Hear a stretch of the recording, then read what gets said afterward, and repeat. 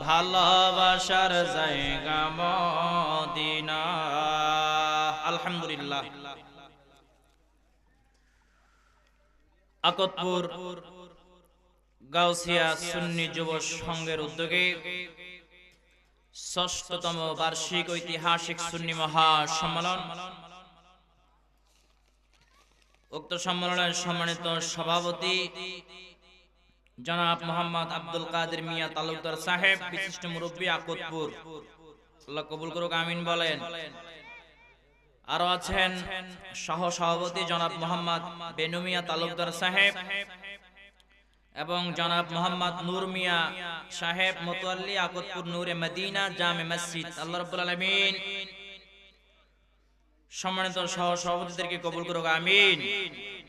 আজকের মাহফিলের সভারত্ন औलाद रसूल खानदान औलिया पीर तरीकत मुर्शिद बरकत शाहीन शाह पीर साहेब किबला अलहाज सैयद शमसुद्दीन इमरान शाह प्रकाश पागला मिया साहेब ऋषि मेहरबाद दरबार शरीफ हबीगंज, अल्लाह रब्बुल आलामीन पीर साहेब किबला के कबूल करो, आमीन।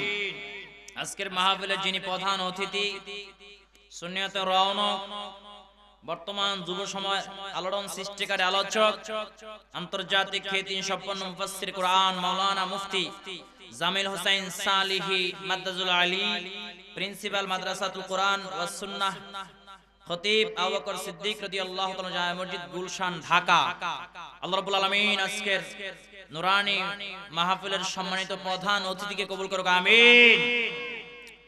আর আলোচনা করেছেন নবযুগের উদয়মান তরুণ বক্তা, তেজস্বী আলোচক হাফেজ মাওলানা আব্দুল আজিজ সাহেব, খতিব পশ্চিম ফান্দ্রাওয়াল। এর কি লেখছে ওর নাম যে কঠিন, পড়তেই তো কঠিন হয়ে যায়। ফান্দ্রাইল জামে মসজিদ ওই সেক্টর হয়ে গেছে, কইয়া লাইছি, আল্লাহ কবুল করুক, আমিন। ওইদিন এক জায়গায় গেছি, এক জেলা গেছি আর কি, নাম জায়গার নাম মহিলাই তো লজ্জা করে। হ্যাঁ, পরে আমি খালি কই পঞ্চগড়, অনেকে বুঝা লাইছে কি কইছি। পঞ্চগড় একটা জায়গার না, একটা থানার নাম আছে, এটা ডিজিটাল নাম, নাম দিলে লজ্জা লাগে।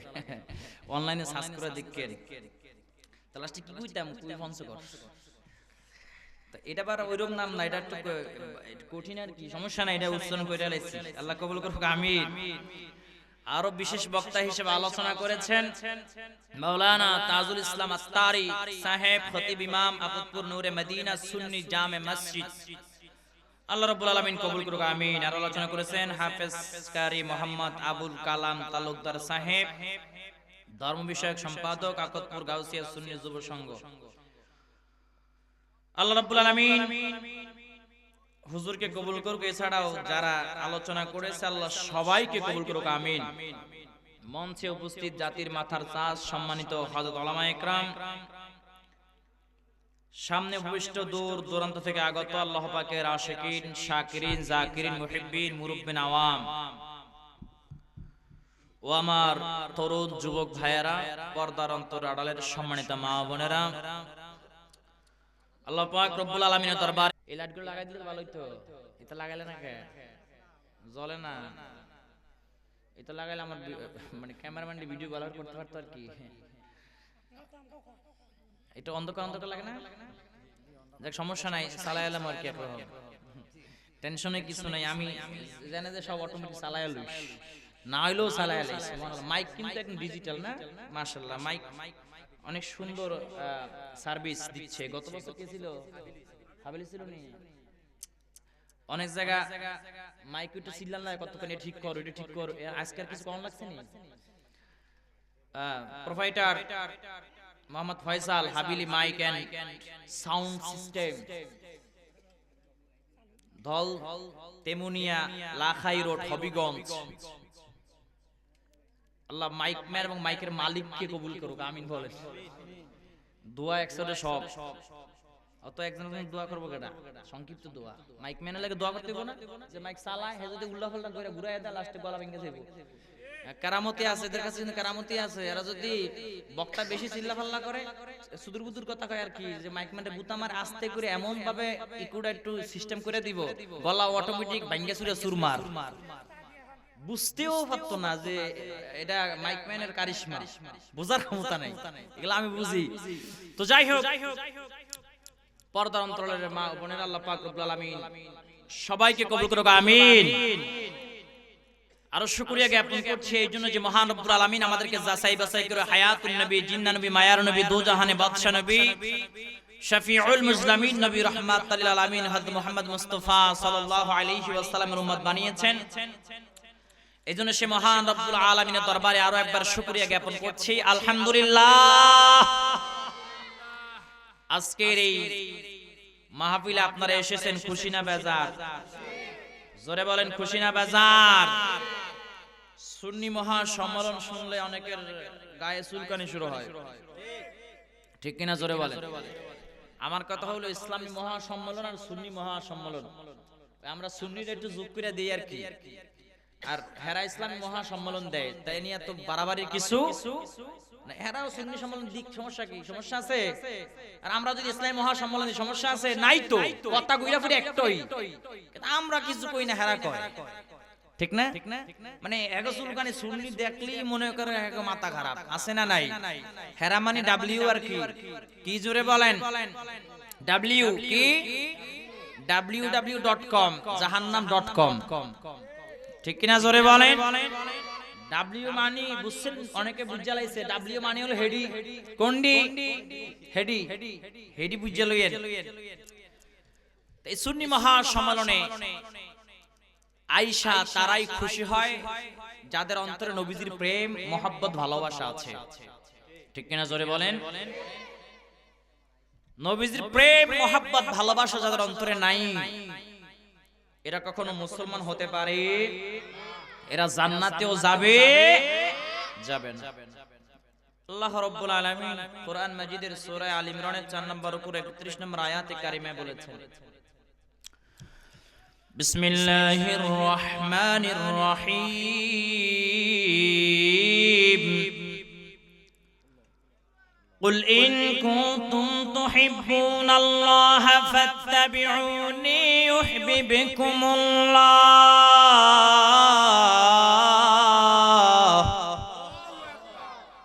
ويغفر لكم ذنوبكم والله غفور رحيم।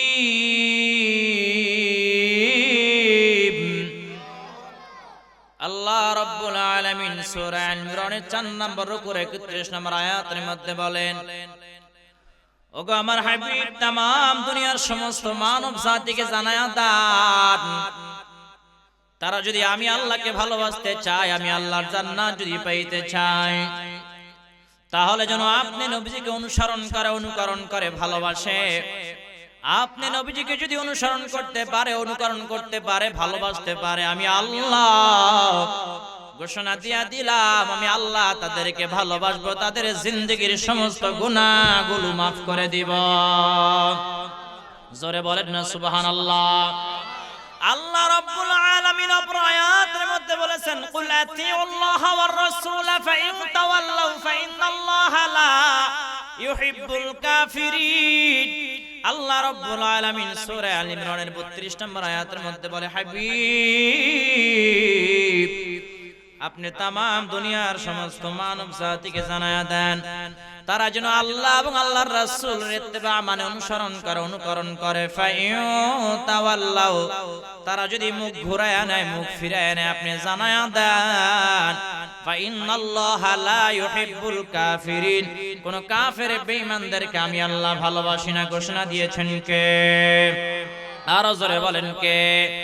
এই আয়াত দুটির তাফসীর তাফসীরে কাবির 8 নম্বর খণ্ড 16 নম্বর পৃষ্ঠায় রাইসুল মুফাসসিরিন আব্দুল্লাহ ইবনে আব্বাস রাদিয়াল্লাহু তাআলা আনহু বলেন, দয়াল নবীজি সাল্লাল্লাহু আলাইহি ওয়াসাল্লাম একদিন মসজিদে নববীর মধ্যে বসে আছে, বাহিরে তাকায় দেখে মুশরিকরা, বেঈমানরা মূর্তি স্থাপন করে ওই মূর্তির পূজা করে। কিসের পূজা? জোরে বলেন।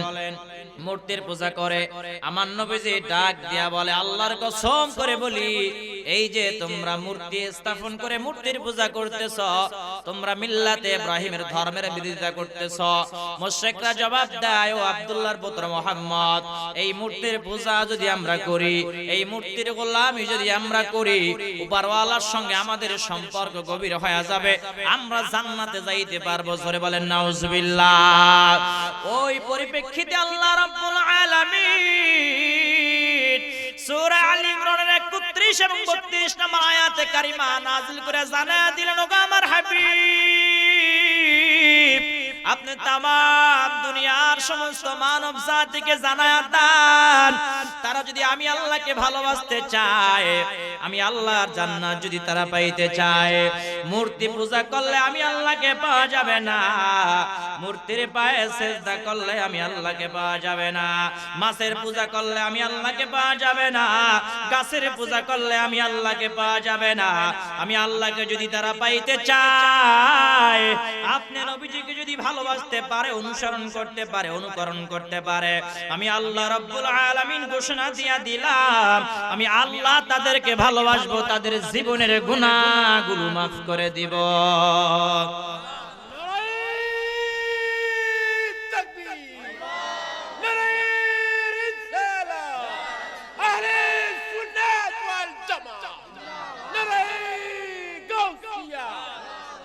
যে স্লোগান দিয়া লাইছে কান্টার করো এক্সের, আমি তো ভয় পেয়ে উঠছি।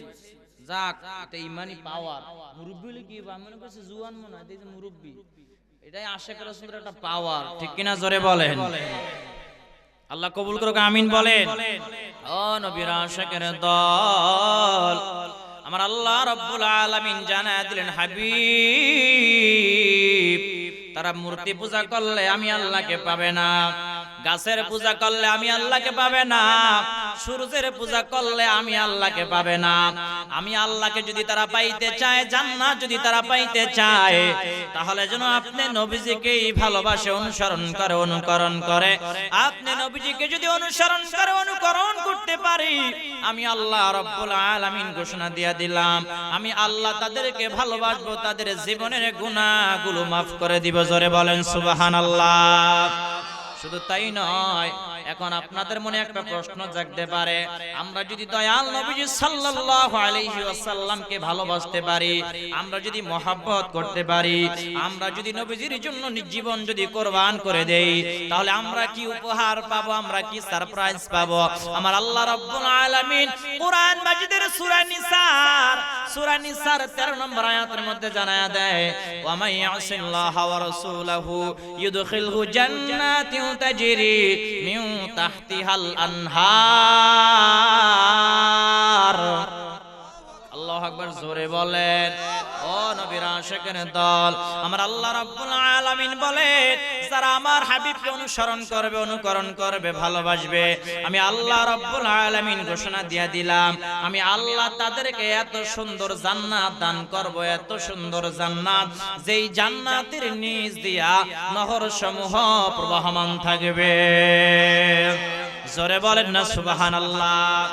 আর যারা ভালোবাসবে না, অনুসরণ করবে না, অনুকরণ করবে না, আল্লাহ বলে এরা জাহান্নামে যাবে, জাহান্নামে যাবে। সূরা নিসা 14 নম্বর আয়াতের মধ্যে আল্লাহ রাব্বুল আলামিন বলেন, ওয়া মান ইয়াসিল্লাহা ওয়া রাসূলাহু ওয়া ইয়াতাআদ্দা হুদুদাহু ইউদখিলহু নারান খালিদান ফিহা ওয়া লাহু আযাবুম মুহিন।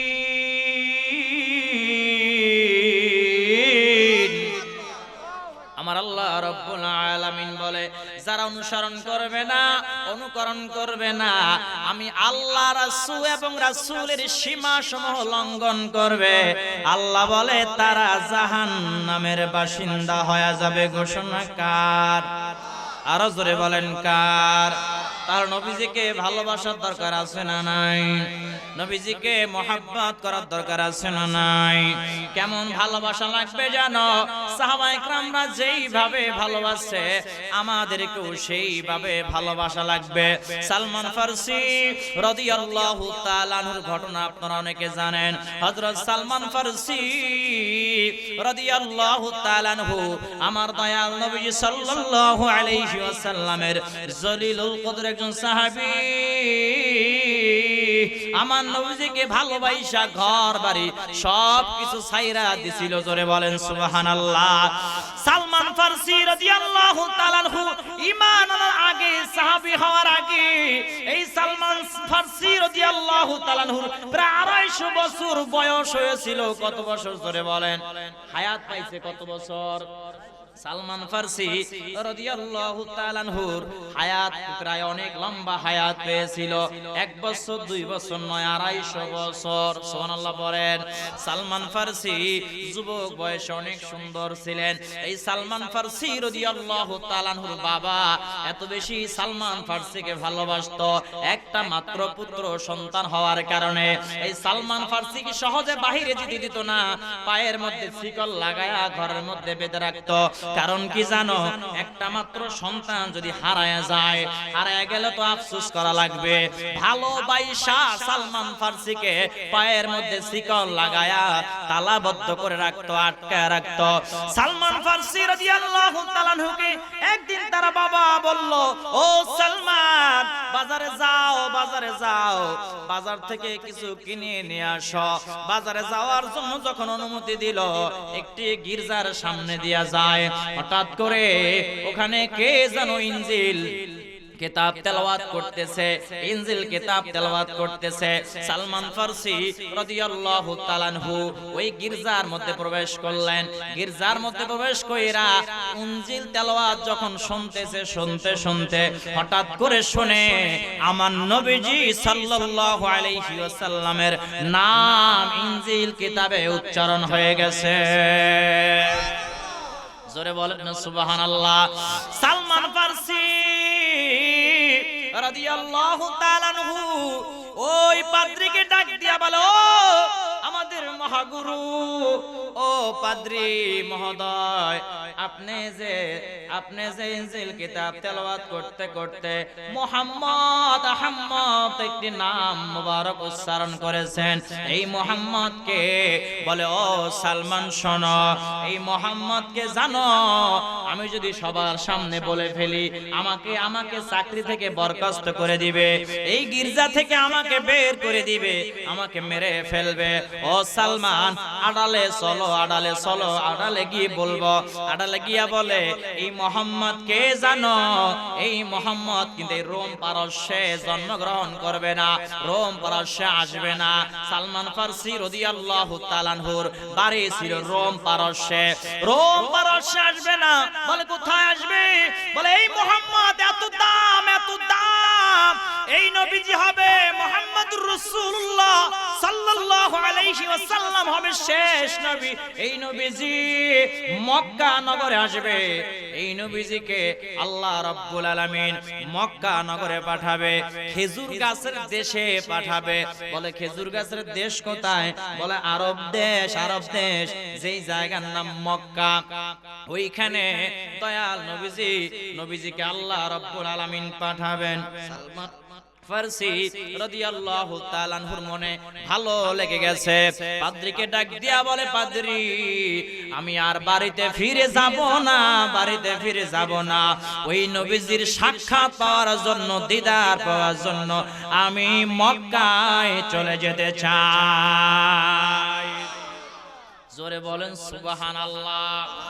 বাড়ি ঘর সব কিছু ছাইরা দিয়া মক্কার দিকে রওনা হয়েছে, আরব দেশের দিকে রওনা হয়েছে, কিন্তু চিনে না কোথায় যাবে। একটি ব্যবসায়ী কাফেলার সঙ্গে চুক্তিবদ্ধ করলো যে আমি তোমাদেরকে যত টাকা লাগে, যত দিনার লাগে, দিরহাম লাগে আমি দিব, আমাকে একটু মক্কায় নিয়ে পৌঁছায় দিবা। সালমান ফারসি রাদিয়াল্লাহু তাআলা আনহুর কথায় ব্যবসায়ী কাফেলারা রাজি হয়ে গেল। ব্যবসায়ী কাফেলারা মনে মনে চিন্তা করে, এই সালমান ফারসি তো অনেক সুন্দর, এই সালমান ফারসিকে মক্কায় নিয়ে আমরা বিক্রি করে ফেলব। সালমান ফারসি রাদিয়াল্লাহু তাআলা আনহুকে মক্কায় নিয়ে বিক্রি করে দিল এক খেজুর বাগানওয়ালার মালিক, খেজুর গাছের মালিকের কাছে, বিশাল বড় বাগান, ওই বাগানের মালিকের কাছে সালমান ফারসি রাদিয়াল্লাহু তাআলা আনহুকে বিক্রি করে দিয়েছে। সালমান ফারসি চোখের পানি ছেড়ে দিয়ে কাঁদে আর বলে, ব্যবসায়ী কাফেলা, তোমরা আমার সঙ্গে দুই নাম্বারি করেছো, মুনাফিকগিরি করেছো, মুনাফিকি করেছো। আমি তো এই আরবের জমিনে, এই মক্কার জমিনে আসছি শুধুমাত্র আমার দয়াল নবীজি, মায়ার নবীজির সঙ্গে সাক্ষাৎ করার জন্য। জোরে বলেন সুবহানাল্লাহ। তোমরা আমাকে সেখানে পৌঁছে না দিয়া আমাকে তোমরা বিক্রি করে দিলা, সমস্যা নাই, একদিন না একদিন আমি মায়ার নবীজির সঙ্গে সাক্ষাৎ করবই করব। জোরে বলেন না সুবহানাল্লাহ। সালমান ফারসি রাদিয়াল্লাহু তাআলা আনহু একদিন দুই দিন নয়, প্রায় 2-3 বছর ওই খেজুর বাগানে কাজ করতে লাগলো। সালমান ফারসি রাদিয়াল্লাহু তাআলা আনহু হঠাৎ করে একদিন শুনতে পায় ওই যে খেজুর বাগানের মালিক, ওর ছেলে দৌড়ে এসে বলে, আব্বা জান কি ঘটনা ঘটছে শুনছেন নি? বলে কি ঘটনা ঘটছে? মুহাম্মদ নামের একজন নবী দাবি করেছে, শেষ নবী দাবি করেছে, ওনাকে নাকি আল্লাহ নবী করে দুনিয়ার মধ্যে পাঠাইছে। আমাদের বাপ দাদার ধর্মের বিরুদ্ধে কথা বলে, আমাদের মূর্তির বিরুদ্ধে কথা বলে, আমাদের লাত মানত উজ্জাতের বিরুদ্ধে কথা বলে। এই কথা সালমান ফারসি রাদিয়াল্লাহু তাআলা আনহু শুইনা ফলাইছে। সালমান ফারসি খেজুর বাগানের কাজ বন্ধ করে দিয়া দৌড় মাইরা চলে আসছে। আয়েশা বলে, কি বললা? কি জানি বললা আমরা, আমি আবার একটু শুনতে চাই। কে যেন মুহাম্মদ তোমরা নাম উচ্চারণ করেছ। বলে, এই গোলাম তোমার এগুলো শোনার প্রয়োজন নাই, তুমি শুনে কি করবা? বলে, একটু আরেকবার বলেন কার কথা যেন আপনারা বলেছে? বলে, এই মক্কার জমিনে মুহাম্মদ সাল্লাল্লাহু আলাইহি ওয়াসাল্লাম নামের একজন নবী দুনিয়ার জমিনে এসেছে, আল্লাহ নাকি তাকে নবী করে দুনিয়ার মধ্যে পাঠাইছে। সালমান ফারসি রাদিয়াল্লাহু তাআলা আনহু ডাক দিয়া বলে, এই নবীর জন্য তো আমি পাগল, এই নবীকে ভালোবাসা নবীজির নাম মুবারক শুনে আমি পাগল পারা হয়ে গেছি। এই নবীজির জন্য আমার পরিবার পরিজন বাপ মা সব কিছু ছাইরা দিয়া আমি মক্কার জমিনে এসেছি, আরব দেশের মধ্যে এসেছি। আয়েশা গোলাম হয়ে গেলাম, খেজুর বাগানের কাজের লোক হয়ে গেলাম। এই নবীজির জন্য তো আমি পাগল, আমি এই নবীজির সঙ্গে দেখা করতে চাই। জোরে বলেন সুবহানাল্লাহ। লম্বা ঘটনা সংক্ষিপ্ত করে বলছি। শেষ পর্যন্ত সালমান ফারসি রাদিয়াল্লাহু তাআলা আনহু অনেক নির্যাতনের শিকার হলো, অনেক অত্যাচারের শিকার হলো, অনেক নির্যাতনের শিকার হলো। শিকার হওয়ার পর একদিন হঠাৎ করে সালমান ফারসি রাদিয়াল্লাহু তাআলা আনহু আমার মায়ার নবীজি সাল্লাল্লাহু আলাইহি ওয়াসাল্লামের দরবারে হাজির হয়ে গেছে।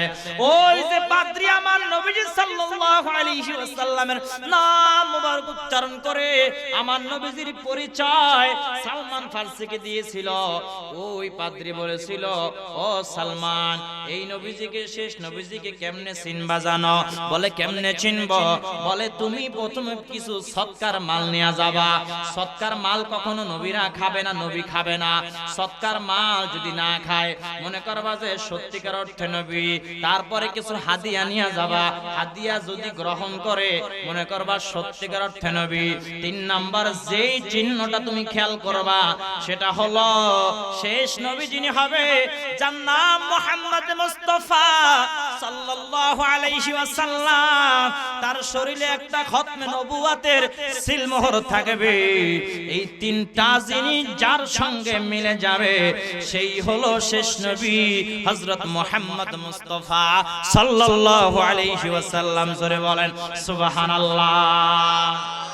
সালমান ফারসি রাদিয়াল্লাহু তাআলা আনহু প্রথমবার যখন গেলেন, সৎকার কিছু মাল নিয়ে গেলেন, গিয়া বলে, ইয়া রাসূলুল্লাহ সাল্লাল্লাহু আলাইহি ওয়াসাল্লাম, এটা সৎকার মাল আপনার জন্য আনছি।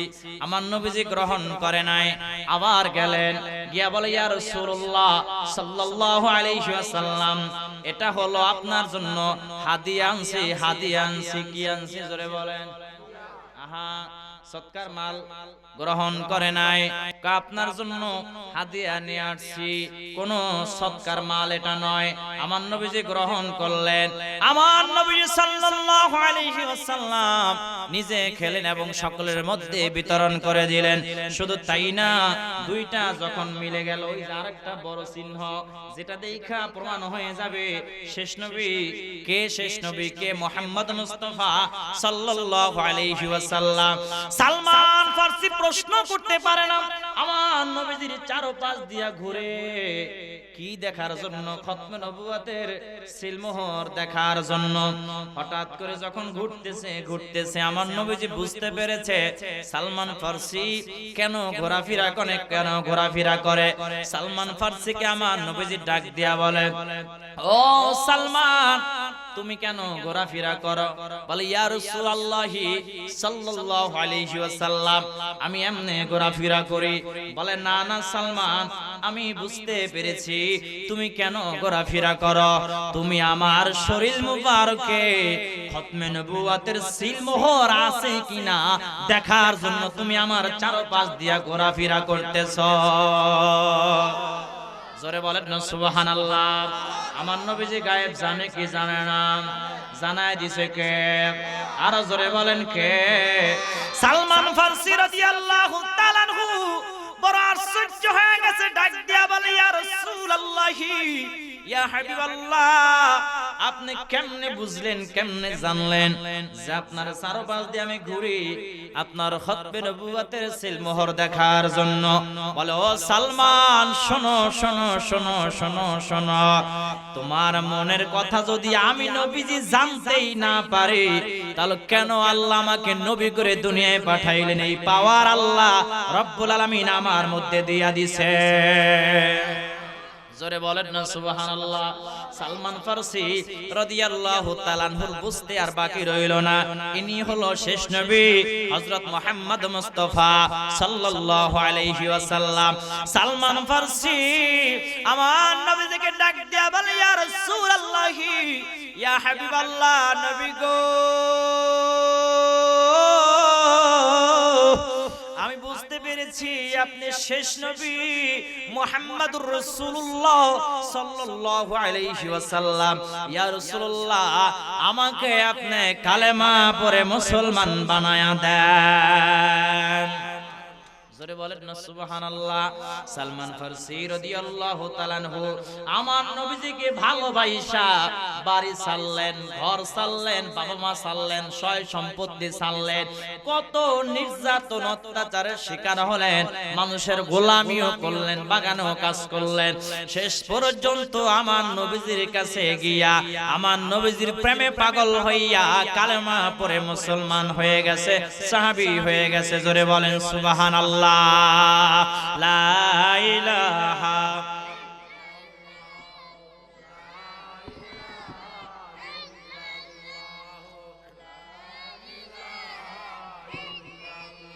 জোরে লা ইলাহা,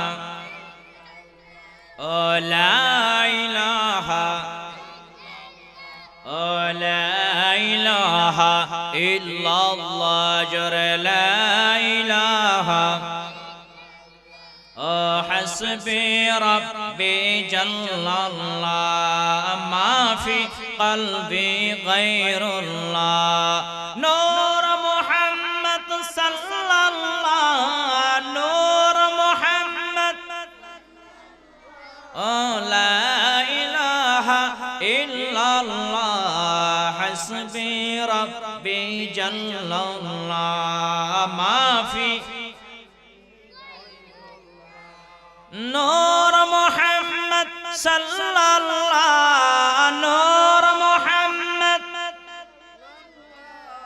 লা ইলাহা ইল্লাল্লাহ, লা ইলাহা, লা ইলাহা ইল্লাল্লাহ, মুহাম্মাদুর রাসূলুল্লাহ সাল্লাল্লাহু আলাইহি ওয়াসাল্লাম। কষ্ট হয়নি? চলবেনি? জোরে বলেন। আহা, এইখানে যদি এখন মাহফিলের আয়োজন না কইরা যদি গানের আয়োজন করত, বাউল গানের আয়োজন করত, মানুষ জায়গা হইতো নি? কথা বলে না? এতক্ষণে পুরা মাঠ ভইরা যাইতো। আর ফুলাফাইনরা যদি একটু ডিজে নাচ দেখানো যাইতো, ফুলাফাইন ফেসবুক শরীফ নিয়া, ইউটিউব শরীফ নিয়া, টিকটক শরীফ নিয়া ঘরের মধ্যে বয়া থাকতো না, কম্বলের নিচে। যত শীত পড়ুক না কেন দৌড়াইয়া মাঠে এসে নাচানাচি শুরু করতো, ঠিক কিনা জোরে বলেন? আহা, খালি মইরল পিডানে চড়ে ফেরেশতারা ছাপড়া ভাঙ্গা লাইব। কথা বলে না? আমি বুঝি না, মানুষ যখন মারা যায় আজীবন করে আকাম কুকাম, মরছে পরে হুজুর আনছে খতম করতে। কি আনছে? হুজুর খতম করেন, দেশে 150 টাকা করে। কত টাকা করে? বা 200ই দিল। দেখ হুজুর দোয়া করে জান্নাতে ঢুকাইয়ে দেন। আজীবন ওয়াজ তো দূরের কথা, নামাজই পড়ে না, এমন কিছু মুসলমান আছে না নাই? হুজুর দেখলেই গালাগালি করতো, আছে না নাই? এমন করে না? মরলে যায় হুজুরের কাছে যায়, হুজুর ইমাম সাহেব 10 জন লোক নিয়ে আসেন, হুজুর নিয়ে আসেন। কি করবে? খতম পড়া লাগবে, খতমে সফিনা পড়া লাগবে, তারপরে আরো কি জানি জালালি কত অনেক খতম আছে পড়া লাগবে। হ্যাঁ, তারপরে দোয়া করবেন, এমন দোয়া, এক দোয়ায় যেন জান্নাতে ঢুকতে পারে। হ্যাঁ, মক্কেল খতম পড়াইয়া জান্নাত। জান্নাত কি মাওবাড়ি মুয়া নাকি? আপনার নাই কোন আমল, নাই কিচ্ছু, খতম দিয়ে কি হবে? কথা বলে না কেন? আপনার কিছু আমল তো করা লাগবে, তারপর যখন আপনার ইসরায়েল সফরের উদ্দেশ্যে দোয়া করবে তখন তো কাজ হবে। না, আপনার আমল শূন্য, 0% নামছে। আজীবন নামাজ তো দূরের কথা, ওয়াজ মাহফিল তো দূরের কথা, আজীবন দৌড়াইছে গান্দার পিছে আর গানের পিছে। মরছে পর এক কাজ মিলাদ দেন, সারাদিন হুজুর দোয়া করতে করতে শহীদ হয়ে যাবে, ওই দোয়া কাজ হবে না, হুজুরের কাজ হবে। কার কাম হবে? হুজুরের কিছু হাদিয়া তো হবে। যদি ওই উসিলায় আল্লাহ, যদি উসিলায়, যদি এই উসি হুজুর খুশি হইছে, এই উসিলায় যদি মাফ করে, যদি আল্লাহ যদি চায়, পারে কি পারে না? এইজন্য যদি লাগাইলাম, ঠিক আছে না হুজুর? যদি তো লাগান লাগবে। আল্লাহ যদি কারোর জান্নাত দেয়, আমরা ধরে রাখতে পারবো? আল্লাহ যদি দিয়া লাই, এটা অন্য কথা। কিন্তু নামাজ নাই, দোয়া নাই, কিছু নাই, মাহফিলে তো ভুলেও আইয়ে না। অনেক আছে না, এডি যদি মরার পর যদি হুজুরের কাছে হুজুর দোয়া করতে করতে আপনি একটু শহীদ হয়ে যান, কোন কাজ হবে? কাজ হবে? এটা মনে রাখবেন। আমি এবার সবসময় সত্য কথায় বিশ্বাসী। এগুলো কইলে অনেকের খারাপ লাগে, আর হুজুর বেশি কররা কথা কয়, তো হক কথা তো তিতাই। কথা বলে না? পাগলাই তিতা মেড়া বসে না, পাগলারে জিলাফি দিও না, ঠিক কিনা জোরে বলেন? নবী না চিনিলা কি যে ভুল করিলা, নবী না চিনিলা কি যে ভুল করিলা, বসমে ঢালিলা ঘি, মানুষ হইয়া ভাবেতে আসিয়া মানুষের করিলা কি, ঠিক কিনা জোরে বলেন? ও নবীর আশিকের দল, যা বলতেছিলাম, নবীজিকে ভালোবাসা লাগবে। আমার নবীজি সাল্লাল্লাহু আলাইহি ওয়াসাল্লাম হাদিসের মধ্যে বলেছে, মান আহাব্বা সুন্নতি ফাকাদ আহাব্বানি ওয়া মান আহাব্বানি কানা মাই ফিল জান্নাহ, আও কামা ক্বালা আন-নাবিয়্যু আলাইহিস সালাতু ওয়াসসালাম। আমার মায়ার নবীজি বলে, যেই ব্যক্তি আমার একটা সুন্নাতকে জিন্দা করলো, আমার একটা সুন্নাতকে গলার মালা বানায় নিল, আমার একটা সুন্নাতকে ভালোবাসলো, সেই যেন আমাকে ভালোবাসলো, আর যে আমাকে ভালোবাসলো সে আমার সঙ্গে জান্নাতে যাবে। জোরে বলেন না সুবহানাল্লাহ। ও নবীর আশিকের দল, শুধু তাই নয়, শুধু তাই নয়, আমার নবী সাল্লাল্লাহু আলাইহি ওয়াসাল্লাম অপর হাদিসের মধ্যে বলেছেন, মান আতানি দাখালাল জান্নাহ, যেই ব্যক্তি আমাকে অনুসরণ করলো সে জান্নাতি, জান্নাতি, জান্নাতি। জোরে বলেন ঠিক কিনা? এখন যদি কেউ বলে নারা রিসালাত ফালতু স্লোগান, ওকে জান্নাতি না জাহান্নামী? কথা বলে না। লা ইলাহা ইল্লাল্লাহ তাওহীদের ঘোষণা, মুহাম্মাদুর রাসূলুল্লাহ রিসালাতের ঘোষণা আছে না নাই? আল্লাহ যেখানে তাওহীদের ঘোষণা দিয়েছে, আল্লাহ সেখানেই রিসালাতের ঘোষণা দিয়েছে। জোরে বলেন সুবহানাল্লাহ। তাহলে বাংলাদেশে কিছু আউল ফাউল, কিছু চাপাবাজ বক্তা বের হয়েছে, এরা বলে নাকি এখন বিমান বাদ দিয়ে রকেটে চলে, ঠিক কিনা জোরে বলে। আবার এই যে বলছে যে নারা রিসালাত নাকি ফালতু স্লোগান, রাসূলের নামে স্লোগান নাকি ফালতু স্লোগান, নাউজুবিল্লাহ পড়েন। এই বক্তা নামের তক্তা এক এক সময় গাঞ্জাখুরি মার্কা বক্তব্য দেয়, কয় স্যামসাং কোম্পানির মালিকের নাম বলে স্যামসাং, হেল্লাক বল দেখা করছে, এবং ডোনাল্ড ট্রাম্পও হেল্লাক নাকি সাক্ষাৎ করছে। কয়দিন পর না কান্না কইলো যে জান্নাত থেকে ঘুরে আইছে। বিশ্বাস আছে? মানে সাফাবাজ কারে কয়, বলে আমার আন্তর্জাতিক ফুটবলার ছিল, খেলোয়াড় ছিল, বড় বড় লিগেও বলে খেলছে। হেরা বলে দাও এই সপ্তাহে হেজে অক্সফোর্ড বিশ্ববিদ্যালয় নাকি টিচার অফার পাইছে। কই তো যে আমার দেয়, আমি ভাষায় কারে কই না, মানে পাগল হইছে, ভাষা কেউ জানে না, ঠিক কি না জোরে বলেন। সাফাবাজ চেহারায় তো নূর আদর মাদর কিছু নাই। সেদিনকে দেই কয় না, কয় শুধু স্লোগান চলবে, তাকবীর চলবে নাকি আল্লাহর নামে, নারা রিসালাত নাকি বলা যাবে না। আমার প্রশ্ন হলো, এরাই তো বলে যে আল্লাহর নাম এবং নবীজির নাম পাশাপাশি লেখা যাবে না, বলে কি বলে না? মনে রাখবেন, এরা খুব সূক্ষ্ম ব্রেন দিয়ে আস্তে আস্তে আস্তে আস্তে এরা নবীজির নামে বিষাদগার ছড়ায়। এরাই হলো দুশমনের রাসূল, এরাই হলো মোল্লা নামের জাহেল মুরাক্কাব, এগুলোই যাবে জাহান্নামের তলদেশে, ঠিক কি না? ওই যে কথায় কথায় অনেকে বলে আলেম দিয়ে আল্লাহ জাহান্নাম উদ্বোধন করবে, এই সমস্ত কাঠ মোল্লা চাপাবাজ মোল্লাদেরকে দিয়ে আল্লাহ জাহান্নাম উদ্বোধন করবে, ঠিক কি না জোরে বলে। কি এরা আমি বুঝি না, এরা এত শিক্ষিত, এত লেখাপড়া করে, ভার্সিটির ছাত্র, এরা এত এলেম জ্ঞান আছে, গরিমা, এরা তারপরও কিভাবে আজগুবি বক্তব্য দেয় আমার বোঝে আসে না। শেষে আর কিছু না পাইয়া কি করব, নবীজির বিরোধিতা করা শুরু করে দিছে। নাউজুবিল্লাহ জোরে বলেন। এরাই মুনাফিক মার্কা মুসলমান, এরা যাবে জাহান্নামের তলদেশে। কোথায়? ইন্নাল মুনাফিকিনা ফি দারকিল আসফালি মিনান নার। এই সমস্ত মুনাফিক মার্কা মুসলমানরা জাহান্নামের তলদেশে যাবে। কোথায় যাবে জোরে বলেন। এগুলো বললে অনেকের খারাপ লাগে, আসলে শেষ জামানা এত ভয়ানক পরিস্থিতি হবে যে ঈমান যেমন আগুনের কয়লা হাতের তালুতে রাখা কঠিন হয়ে যাবে, তদ্রূপভাবে শেষ জামানায় ঈমান টিকিয়ে রাখা তার চাইতেও কঠিন হয়ে যাবে, কারণ এই সমস্ত জাহেল মুরাক্কাব বক্তাদের জন্য, ঠিক কিনা জোরে বলেন।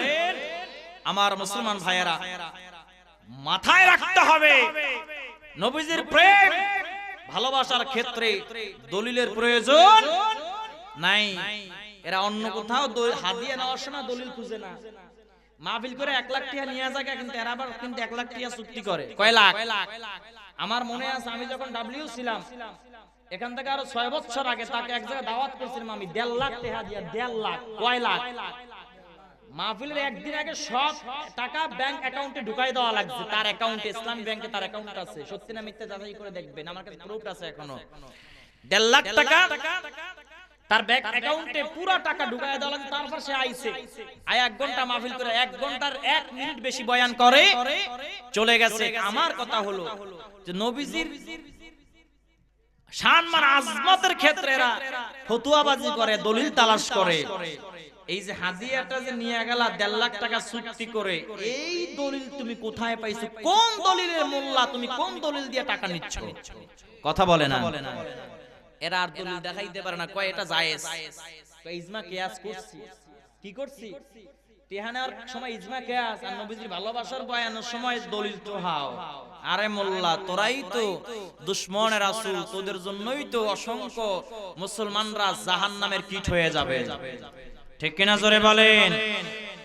ও নবীর আশিকের দল, এরা যতই নারায়ে রিসালাতের বিরোধিতা করুক না কেন, আমরা নারায়ে রিসালাতের স্লোগান দিয়েই যাব, জোরে বলেন ঠিক কিনা। এদের বিরোধিতা আমরা কর্ণপাত করি না।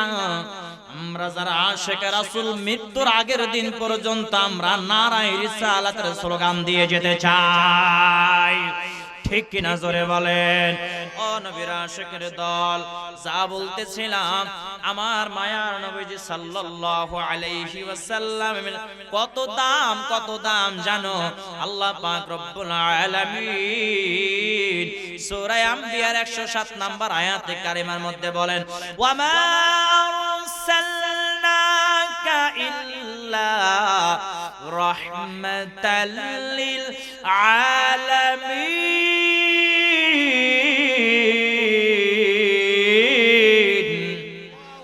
আমার আল্লাহ পাক রব্বুল আলামিন বলে, আমি আল্লাহ রব্বুল আলামিন আমার হাবিবকে তামাম দুনিয়াবাসীর জন্য রহমত স্বরূপ পাঠিয়েছি। জোরে বলেন না সুবহানাল্লাহ।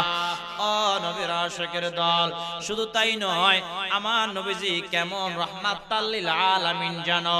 আমার নবীজির ছোঁয়া যেখানে যেখানে লেগেছে রহমতে ভরপুর হয়ে গেছে। জোরে বলেন সুবহানাল্লাহ। হযরত আনাস রাদিয়াল্লাহু তাআলা আনহুর ঘটনা আপনারা অনেকে জানেন। হযরত আনাস রাদিয়াল্লাহু তাআলা আনহু আমার মায়ার নবীজি সাল্লাল্লাহু আলাইহি ওয়াসাল্লামের খাদেম ছিল। কি ছিল? জোরে বলেন, আরো জোরে বলেন। হযরত আনাস রাদিয়াল্লাহু তাআলা আনহু আমার মায়ার নবীজি সাল্লাল্লাহু আলাইহি ওয়াসাল্লামের খাদেম ছিল। হযরত আনাস রাদিয়াল্লাহু তাআলা আনহুর খাবার দাবার যখন শেষ হয়ে যাইতো সবার, কখনো দস্তরখান পানি দিয়া ধুইতো না। ওই দস্তরখান এইভাবে কাঁচায় নিয়া আগুনের মধ্যে নিক্ষেপ করে ফেলে দিত। আগুন থেকে অটোমেটিক্যালি পরিষ্কার হয়ে বের হয়ে আসতো। জোরে বলেন সুবহানাল্লাহ। সবাই প্রশ্ন করে, ও আনাস, তুমি এমন কি জাদুবিদ্যা জানো? আমাদেরকে একটু শিখাও।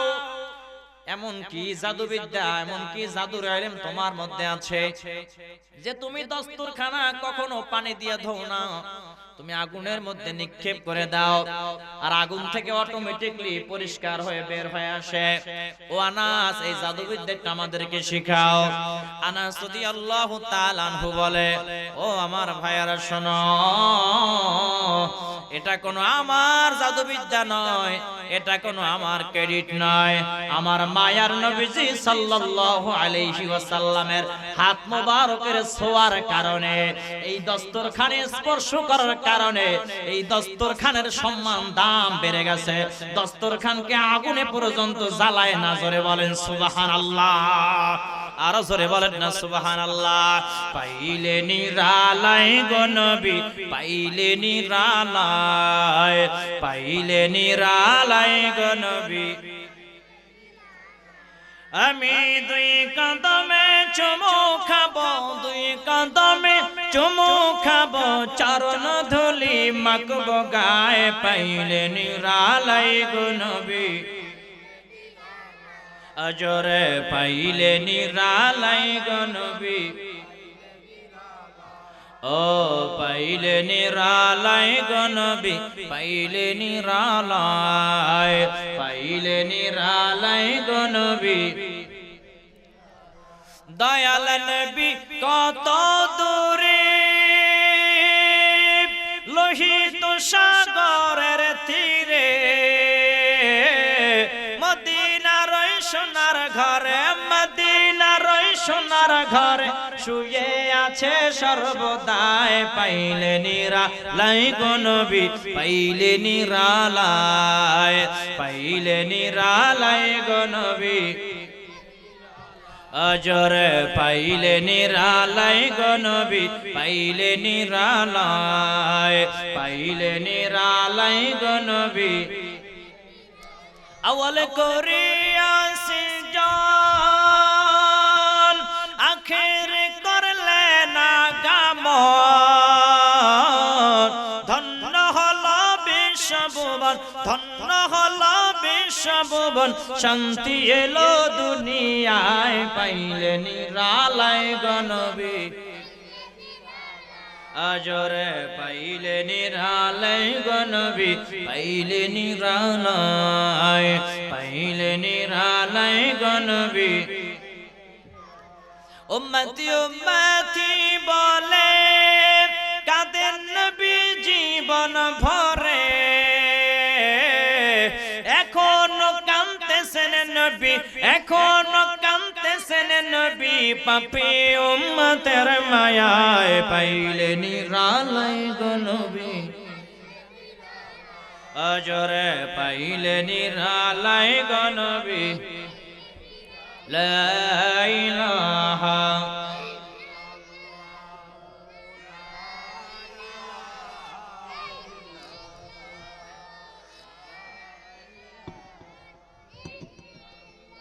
জোরে লা ইলাহা লা ইলাহা ইল্লাল্লাহু মুহাম্মাদুর রাসূলুল্লাহ সাল্লাল্লাহু আলাইহি ওয়াসাল্লাম। কষ্ট হয়নি? জোরে বলেন। এই এলাকায় মানুষ আরো আছে না নাই? ঘুমায়, ঠিক কিনা? জোরে বলেন। তাবারা করে সময় আইব মনে হয়। ওই সেদিনকে দেখি আহা সব দেই ভাই রাস্তা রাস্তায় ঘুরে, তা ওইটা বয়ান শুরু করলাম। 1 ঘন্টা পর দেখি আস্তে আস্তে ডুহে। কয় ঘন্টা পর?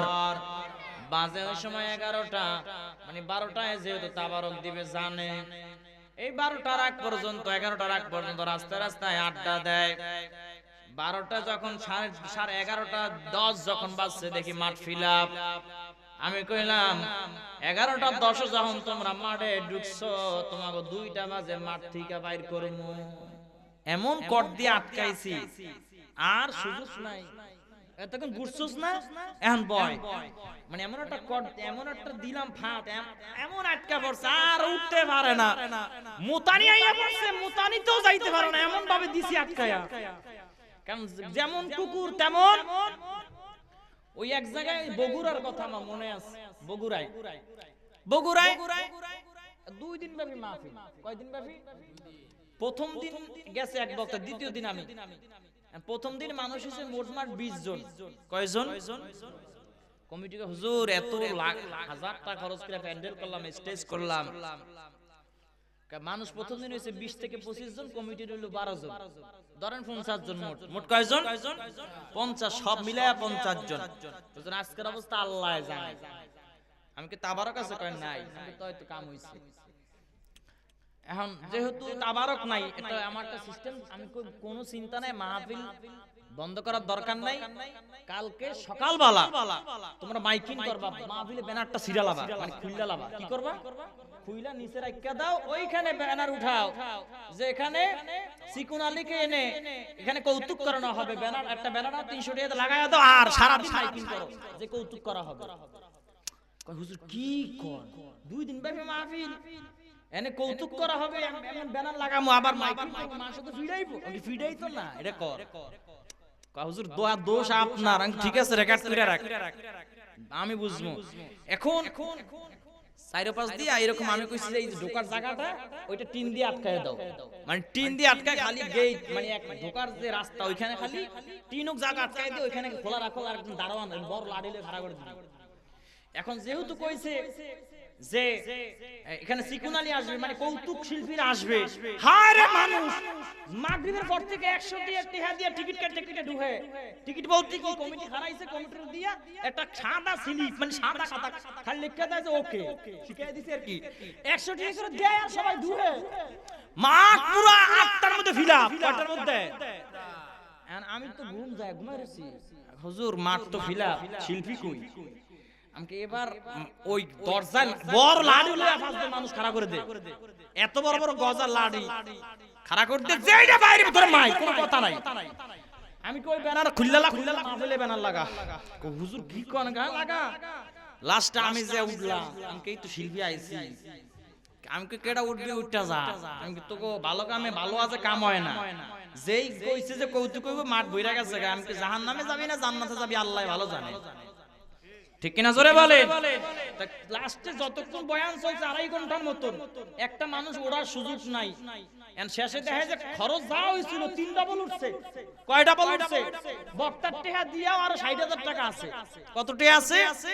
60,000। আমি দেখছলি বুদ্ধি, বাঙালি গো সোজা আঙ্গুলে ঘি ওঠে না, ব্যাহা করতে হয়, ঠিক কিনা? জোরে বলেন। কিন্তু ওই সমস্ত মানুষ হয়, কিছু কিছু জায়গায় এরকম ঝামেলা হয়, মানে লোক বসতে চায় না। মানে এরকম যত ভালো বক্তা যাক, একমাত্র আন্তর্জাতিক বাইরেও ছাড়া এরপর যত বক্তা যাক কোনো কাজ হবে না। আইবো খালি ওই রাত 10টার পর 12টার পর খালি মোনাজাত নাইলে তাবারক, যেন তাবারক নেই মানুষ হয় না। এরপর এই চাইল দিলাম মানুষ ভরপুর, বয়ান কালাম 2.5 ঘন্টা, কমিটিও খুশি, জনগণ কয় সুবহানাল্লাহ। হুজুর আপনার এত বুদ্ধি, আমাকে বুদ্ধি তো দেখাস নাই, হুজুরকে বুদ্ধি বের করলে হারাইতে পারতি না, ঠিক কিনা জোরে বলে। আল্লাহ সবাইকে বোঝার তৌফিক দান করুক, আমিন বলেন। আর জোরে কানা আমিন। ও নবীর আশিকের দল, আমার নবীজি সাল্লাল্লাহু আলাইহি ওয়াসাল্লামের কত দাম জানো?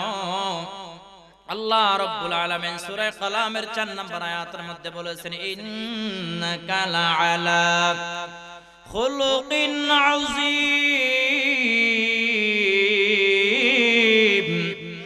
আল্লাহ রাব্বুল আলামিন বলে, আমি আল্লাহ রাব্বুল আলামিন আমার হাবিবকে উত্তম চরিত্রের অধিকারী করে দুনিয়ার মধ্যে পাঠিয়েছি। জোরে বলেন সুবহানাল্লাহ।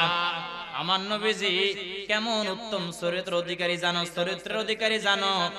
এই আযীম শব্দটি, খুলুকিন আযীম শব্দটি অন্য কোন নবীদের চরিত্রের শানে আল্লাহ তাআলা ব্যবহার করে নাই। শুধুমাত্র আমার নবীজি সাল্লাল্লাহু আলাইহি ওয়াসাল্লামের শান মান আজমত বাড়ানোর জন্য এই আয়াতে কারিমা নাযিল করেছে। জোরে বলেন সুবহানাল্লাহ। ও নবীর আশিকের দল, আল্লাহ রাব্বুল আলামিন সূরা আহজাবের 21 নম্বর আয়াতের মধ্যে বলেছেন, লাকাদ কানা লাকুম ফি রাসূলিল্লাহি উসওয়াতুন হাসানাহ। আল্লাহ রাব্বুল আলামিন বলে, আমি আল্লাহ পাক রব্বুল আলামিন আমার হাবিবের মধ্যে দিয়ে দিয়েছি তোমাদের জন্য উত্তম আদর্শ। জোরে বলেন সুবহানাল্লাহ। আমার নবীজির কেমন আদর্শ ছিল জানো? আমার নবীজি সাল্লাল্লাহু আলাইহি ওয়াসাল্লাম কেমন আদর্শবান ছিল জানো? আর আমার নবীজি কেমন রাহমাতাল লিল আলামিন জানো? আমার নবীজি যেই রাস্তা দিয়ে হাঁটতো, ওই রাস্তার মধ্যে একজন বুড়ি মহিলা কাটা বিছায়া রাখতো। কাটা কি, জোরে বলেন? কাটা বিছায়া রাখতো। আর আড়াল থেকে দেখতো আমার নবীজি সাল্লাল্লাহু আলাইহি ওয়াসাল্লাম যখন রাস্তা দিয়ে হাইটা যাইতো, কদম মোবারকে যখন কাটা ঢুকে যাইতো, আমার নবী ব্যথা পাইতো। আর ওই বুড়ি মহিলা অনেক আনন্দ মজা করত, উল্লাস করত। হঠাৎ করে আমার নবীজি সাল্লাল্লাহু আলাইহি ওয়াসাল্লাম খেয়াল করে দেখলেন, কয়েকদিন আর কাটা দেখা যায় না, রাস্তায় আর কোনো কাটা নাই। আমার নবীজি টেনশনে পড়ে গেলেন, চিন্তায় পড়ে গেল, কি ব্যাপার? প্রতিদিন আমি যে রাস্তা দিয়ে হাঁটি, ওই রাস্তায় কাটা বিছায়া রাখতো, এখন এই কাটা অনেক দিন ধরে দেয় না। এই মানুষটা কোথায় চলে গেল? এই মহিলা কোথায় চলে গেল? এই কাটা পরিষ্কার করে করে আমার হাঁটতে হতো। অনেক দিন যাবত এই মহিলাকে দেখা যায় না। আমার নবীজি খোঁজ লাগাইলো, এর বাড়ি কোথায়? খুঁজতে খুঁজতে ওই বুড়ি মহিলার বাড়িতে চলে গেছে। গিয়া দেখে ওই বুড়ি মহিলা বেহুশ হয়ে, অসুস্থ হয়ে ঘরের মধ্যে পড়ে আছে। আমার নবীজি যায় দেখে মহিলার ঘর পুরো অগোছালো হয়ে গেছে। আমার নবীজি ঘরটা পরিষ্কার করলেন, কাপড় চোপড় গুলো ধুয়ে দিলেন, নতুন নতুন ফল কিনে আনছে। আমার নবীজি ফল আইনা এই বুড়ি মহিলার মাথার কাছে কেটে কেটে রাখে আর মুখের মধ্যে খাওয়ায়া দেয়। হঠাৎ করে 1-2 দিন পরে এই বুড়ি মহিলা সুস্থ হয়ে গেল। সুস্থ হয়ে দেখে আমার নবীজি সাল্লাল্লাহু আলাইহি ওয়াসাল্লাম দাঁড়ায় আছে। মহিলা বড় অবাক হয়ে গেছে, ভয় পেয়ে গেছে। ডাক দিয়া বলে, ও মুহাম্মদ, তোমার রাস্তা আমি কাটা বিছায়া রাখি, এই জন্য তুমি প্রতিশোধ দিতে আসছো? আমার নবীজি বলে, না না ও বুড়িমা, না না, আপনি প্রতিদিন আমার রাস্তায় কাটা বিছায়া রাখতেন, আমার হাঁটার পথে আপনি বাধা সৃষ্টি করতেন, আমি কাটাগুলো সরায় সরায় যাইতাম, মাঝে মধ্যে আমার কদম মোবারকে ঢুইকা যাইতো, আমি অনেক কষ্ট পাইতাম। কিন্তু কয়েকদিন হলো রাস্তায় আর কাটা দেখি না, এই জন্য আমি চিন্তায় পড়ে গেলাম আপনার কিছু হয়ে গেল কিনা। আমি খুঁজতে খুঁজতে আপনার বাড়ির খোঁজ পেয়ে গেলাম। আমি আপনার বাড়িতে আইসা দেখি আপনি অসুস্থ হয়ে, অজ্ঞান হয়ে, বেহুশ হয়ে পড়ে আছেন। এই কয়েকদিন আপনার সেবা সেবা যত্ন করে আপনাকে সুস্থ করে তুললাম। ও বুড়ি মা, আমাকে এবার বিদায় দেন, আমি এবার চলে যাই। ওই বুড়ি মহিলা চোখের পানি ছেড়ে দিচ্ছে, চোখের পানি ছাইড়া দিয়া কান্দে আর বলে, ইয়া রাসূলুল্লাহি, ইয়া হাবিবাল্লাহ, নবী গো, আমার আর বুঝতে বাকি নাই, যেই মানুষটার রাস্তায় হাঁটার পথে আমি বাধা সৃষ্টি করতাম, কাটা বেচা রাখতাম কষ্ট দেওয়ার জন্য,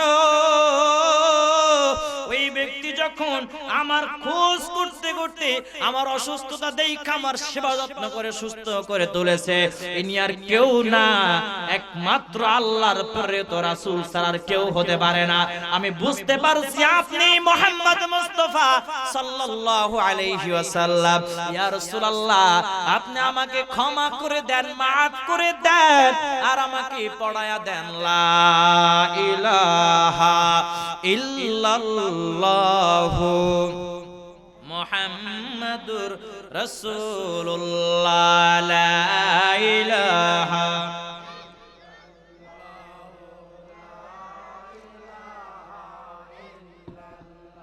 أجر لا إله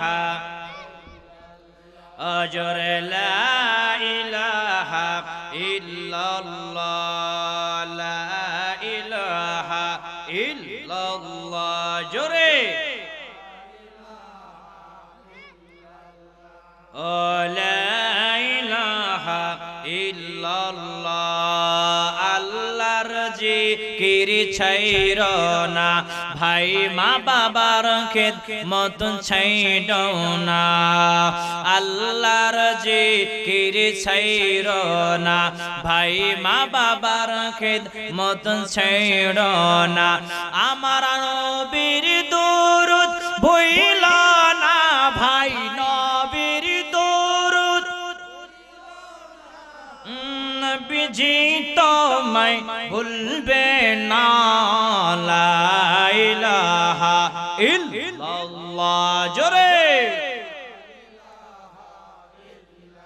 লা ইলাহা ইল্লাল্লাহু মুহাম্মাদুর রাসূলুল্লাহ সাল্লাল্লাহু আলাইহি ওয়াসাল্লাম। ভালো লাগেনি? অনেকে মনে মনে হুজুর একটু গান গাইলো ভালো লাগতো না, আমি গানের হুজুর না, কথা বোঝেন নাই। গান শান গাওয়া ভালো, অতিরিক্ত শান যদি আমি গায়ালাই তাহলে বাতিলরা কইব এরা খালি শানই গাইতে জানে আর কিছু জানেন না, ঠিক কিনা জোরে বলেন। সমালোচনা আছে না নাই? আছে না নাই? আমার আনছেন ওয়াজ করতে, আমি যদি আধা ঘন্টা 1 ঘন্টা জিকির আর শানে কাটাইতে ওয়াজটা করব কখন? কথা বলছে না কেন? এই ওয়াজের মাঠটা একটু আমাদের সুন্নিদের গোছানো লাগবে, কথা হবে, আলোচনা হবে কোরআন হাদিস থেকে, মাঝে মধ্যে নবীজির শান চলবে, ওলিদের শান চলবে, ঠিক কিনা জোরে বলেন। কিন্তু মাত্রা এটা একটু বজায় রাখা লাগবে। এখন 1 ঘন্টা ওয়াজ যদি আমি 35 মিনিট শান মাইরা দেই, অনেকের মজা লাগবে, কিন্তু কোন মানুষের হেদায়েতের পরিবর্তন হবে না, আমলের পরিবর্তন হবে না, ঠিক কিনা জোরে বলে। এদিনকে এক মাহফিলে গেলাম, সরাইল মনে হয়, সম্ভবত সরাইল। এক হুজুর আমার আগে বয়ান উঠছে, ওমা আমি গেলাম 10টায়, আমার বয়ার রাইখা 40 মিনিট খালি শানি গাইল। কয় মিনিট? মমতাজের গানও গাইয়া লাইছে, মমতাজের গানও। কি বক্তা না বাউল শিল্পী? এটির দাওয়াত দিছে কি লাগি আমি চিন্তা করলাম অনেকক্ষণ, কিছু কইতেও পারি না, আবার মাইন্ড করে অনেক সুন্নিস মাইন্ড করে লাই যে রফিক হুজুর আগে ডাব্লিউ ছিল তো মনে হয় না, এমন আমি গুতা দেয়, গুতা না, আমি যা কই কি ভুল কই নাকি? কথা বলে না কেন? আপনি শান গাবেন, লিমিটের মধ্যে থাকা লাগবে, ঠিক কিনা জোরে বলে। লিমিটের বাইরে অতিরিক্ত গাইলে এগুলো সুন্নিরাই পছন্দ করে না। ওই এদিন এক মাহফিলে গেছে, অমুক হুজুর আইছিল, নাম কইলাম না, কেমন কি হইছে, কয় শানি গাইয়ে গেছে 1 ঘন্টা, এটা ভালো হইছে, দাওয়াত দে। কয় হাদিয়া কত নিছে? কয় হুজুর বেশি নেয় নাই, 40 নিছে। আবার আয়াত পড়ে আলা ইন্না আউলিয়া আল্লাহি লা খাউফুন আলাইহিম ওয়া লা হুম ইয়াহজানুন, আয়াতের মধ্যে পুরো ভুল ফিরা লাইছে, ঠিক কিনা জোরে বলে। আহা, এরা আন্তর্জাতিক স্কলার, আন্তর্জাতিক। এই আয়াত তো সুন্নিদের জন্য কমন আয়াত, এই আয়াত সুন্নি একজন দাখিল পাস ছেলেরাও ভালো করে পড়তে পারে, ঠিক কিনা জোরে বলেন। আয়াত ভুল পড়ে আবার 40 মিনিট 40,000 হাদিয়া নেয়। আমি বুঝি না যে এত অন্য অন্য কঠিন আয়াতে ভুল পড়লেও তো বুঝতাম, যেগুলো মানুষ শুনে না, আমরা কম কই আয়াতগুলো এরকম হইলো তো হয়। যে আয়াত একদম কমন আয়াত, এই যে সূরা আল ইমরান 4 নম্বর উপরে 31 নম্বর আয়াত, এটা কিন্তু কমন আয়াত না। এটা যদি বারবার ভুল করে যায়, বারবার মাইন্ড করবে কি করবে না? হুজুরাই ধরে লাইব, হুজুর এত কমন আয়াত আপনি বারবার ভুল করেন, একবার বলেন ভালো কথা, এটা দৌড়ায় এলো, ঠিক কিনা জোরে বলেন। কিন্তু না, এই যে এই আয়াতটা যে পড়লো, আমি অনেকবার শুনছি আয়াতটা, হ্যাঁ আয়াতটা কেন শুনে দেখি যে কি বললো, মাখরাজ ঠিক নাই, তাসদীদ ঠিক নাই, কিছু ঠিক নাই। আবার দেই লাস্টে টানওয়ারটা দিছে সবাইকে আল্লাহু আকবার, আমি কা হারে। আবার এটা অনেকে পোস্ট দিছে, খালি সুন্নিরা দিছে, ডাব্লিউরা দিয়া তো আমগো পুরো ফসায় লাইতেছে, ঠিক কিনা জোরে বলেন। বক্তাদের জন্য বক্তা হওয়ার প্রধান শর্ত কোরআন সহিহ শুদ্ধ হওয়া লাগবে। ইমামতি করার প্রধান শর্ত তিলাওয়াত সহিহ হওয়া লাগবে। যদি তিলাওয়াত ভুল হয় ওর পিছনে নামাজ হবে না, ঠিক কিনা জোরে বলেন। স্পষ্ট ফতোয়া,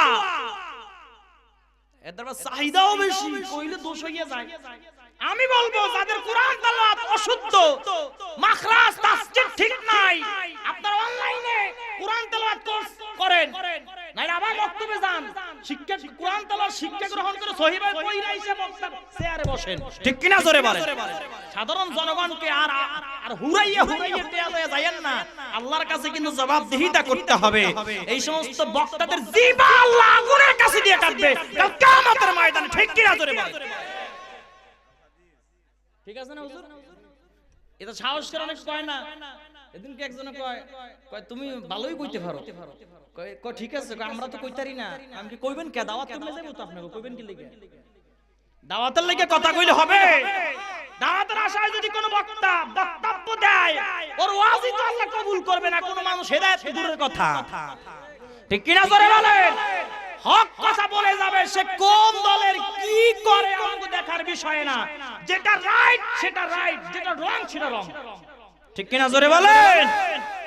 মাথায় বাজায় ঠেলা আমি পছন্দ করি না। মাথায় বাজায় ঠেলা দিলি না। আমার যদি ভুল হয়, কেউ যদি আমার কাছে হুজুর এটা ভুল হইছে, আমি সাথে সাথে সংশোধন করে নেই, এটা আমার অভ্যাস। আর এই সমস্ত বক্তাকে যদি কল দেই, আপনি বেশি পণ্ডিত হয়ে গেছেন নাকি, ডাব্লিউ আমারে কয় ওয়াহাবি। আমি ওয়াহাবিতে সুন্নি হয়ে যতটুকু সাহসী বক্তব্য দিছি, আপনি কয়টা বক্তব্য দিছেন দেখান, প্রমাণ দেখান, একটাও দেখাইতে পারবেন, ঠিক কিনা জোরে। আপনি তো ডাব্লিউ ছিলেন আগে, এখন সুন্নি হইছেন তো আমাকে ভুল ধরা লেগেছেন। আমি কি ভুল না, আপনি ভুল করছেন, তা কি এটা আমি সচেতন হন। যখন টেরামি করে তখন আমি মাইকে ঘোষণা দেই যেটা রং হইছে। আমি আগে কিন্তু মাইকে কই না এগুলো, আগে বক্তারে সিগন্যাল দেই, বক্তা যখন টেরামি গাউরামি করে মানে হেরাম দেখায় আমার লগে। আমার এদিন এক বক্তাকে আপনার মাহফিল বন্ধ করে তুমি দে কি হইছে, গরু চড়ায় খামো, দরকার হইলে রিস্কা চড়ায় খামো, ঠিক কিনা জোরে বলেন। নিজের তো গরু ফার্ম একটা আছে, ওইটা চড়ামু, দরকার গরু চড়ামু, তাও দালালি করা সুন্নিরা পছন্দ করে না, ঠিক কিনা জোরে বলেন। কথায় কথায় সুন্নিদেরকে অনেকে দালাল বলে, ঠিক কিনা। কেন দালাল বলে আমি বুঝে আসে না। একটা কথা মনে রাখবেন, সুন্নিরা অতীতে দালালি কখনো করে নাই, ভবিষ্যতেও কারো দালালি সুন্নিরা করবে না। সুন্নিরা কারো পা চাটে না, সুন্নিরা কারো পাওয়ারে চলে না। অনেকে কথায় কথায় বলে যে সুন্নিরা দালাল। আমি বললাম কেন? আপনারা অতীতে দালালি করছেন। আমি বললাম আমরা যদি অতীতে দালালি করতাম, সংসদে 10টা আসন এমপির আসন আমাদের থাকতো, মন্ত্রী আসন, ঠিক কিনা জোরে বলেন। দালালি করলে বাইতুল মুকাররমের অতীতের খতিব আমরা থাকতাম, ঠিক কিনা জোরে বলেন। দালালি করলে চট্টগ্রাম আন্দারকিল্লা শাহী মসজিদ আমাদের হাতে থাকতো, ঠিক কিনা জোরে বলেন। দালালি করলে ঢাকার বড় বড় মসজিদ আমাদের হাতে থাকতো, ঠিক কিনা জোরে বলেন। অতীতে দালালি করলে 560টা মসজিদের মধ্যে 500 মসজিদের খতিব হতাম আমরা। ওইরা খতিব কিনতেছেন 2-3টা, এডিও এখন গেছে গা, ঠিক কিনা জোরে বলেন। আমরা দালালি করি নাই, দালালি করলে অনেক কিছু পাইতাম, দালালি করি নাই বলে কিছু পাই নাই। দালালি যারা করছে জননী উপাধি দিয়ে সার্টিফিকেট নিছে, জননী উপাধি দিয়ে কি নিছে? সার্টিফিকেট নিছে হেরা আবার এখন আহলে হক সাইজে আম করে দালাল বলে বলে আমাদেরকে মাজার পূজারি বলে গালি দেয়। একবারও চিন্তা করে না স্যাপ উপরে ফেলে নিজে থতমায় আয়া পড়ে। ঠিক কিনা জোরে বলেন। একটা কথা মনে রাখবেন, সুন্নিরা কখনো কোনো সরকারের পা চাটে না, সুন্নিরা কোনো সরকারের দালালি করে না। সুন্নিরা একমাত্র মদিনা ওয়ালার পাওয়ারে চলে। ঠিক না বেঠে? আওয়াজ দিয়া বলো ঠিক কিনা বেঠে? কে আসলো কে গেল এগুলো আমাদের দেখার বিষয় নয়, কারণ কে আইলো কে গেল এগুলো দিয়ে আমাদের কোনো লাভ হবে?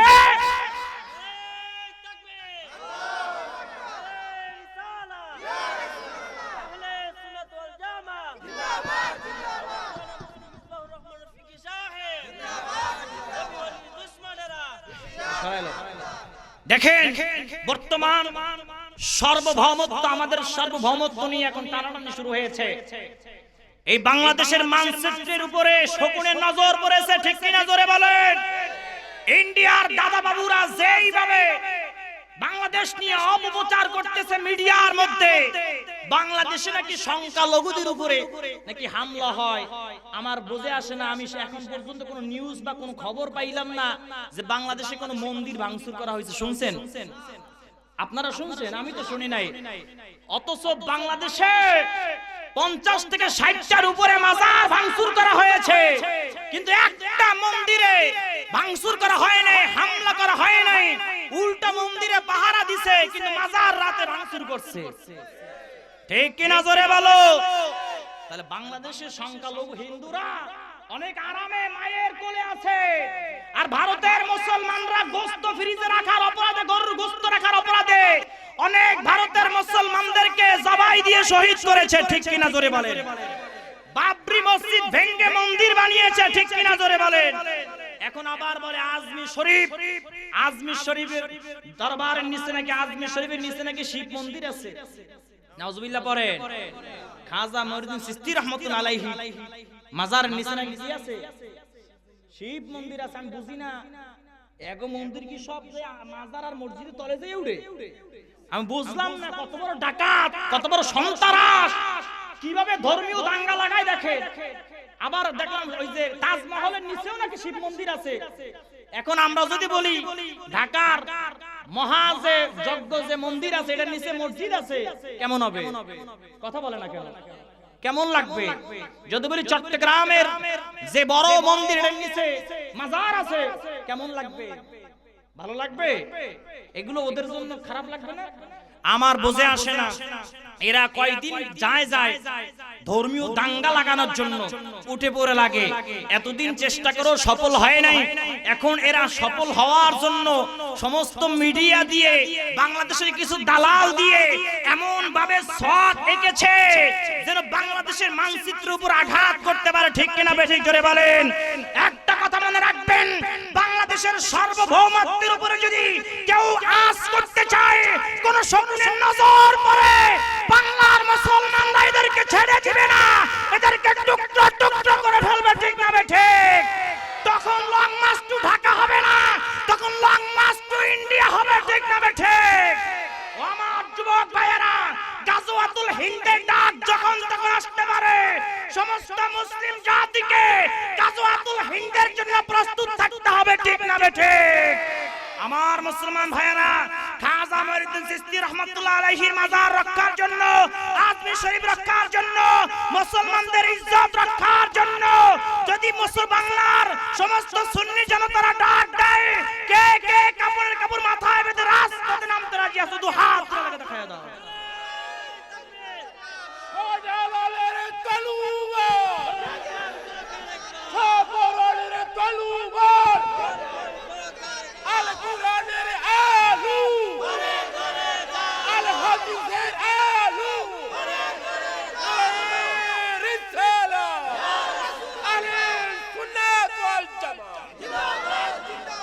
রাগ করতেছেন নাকি আপনারা?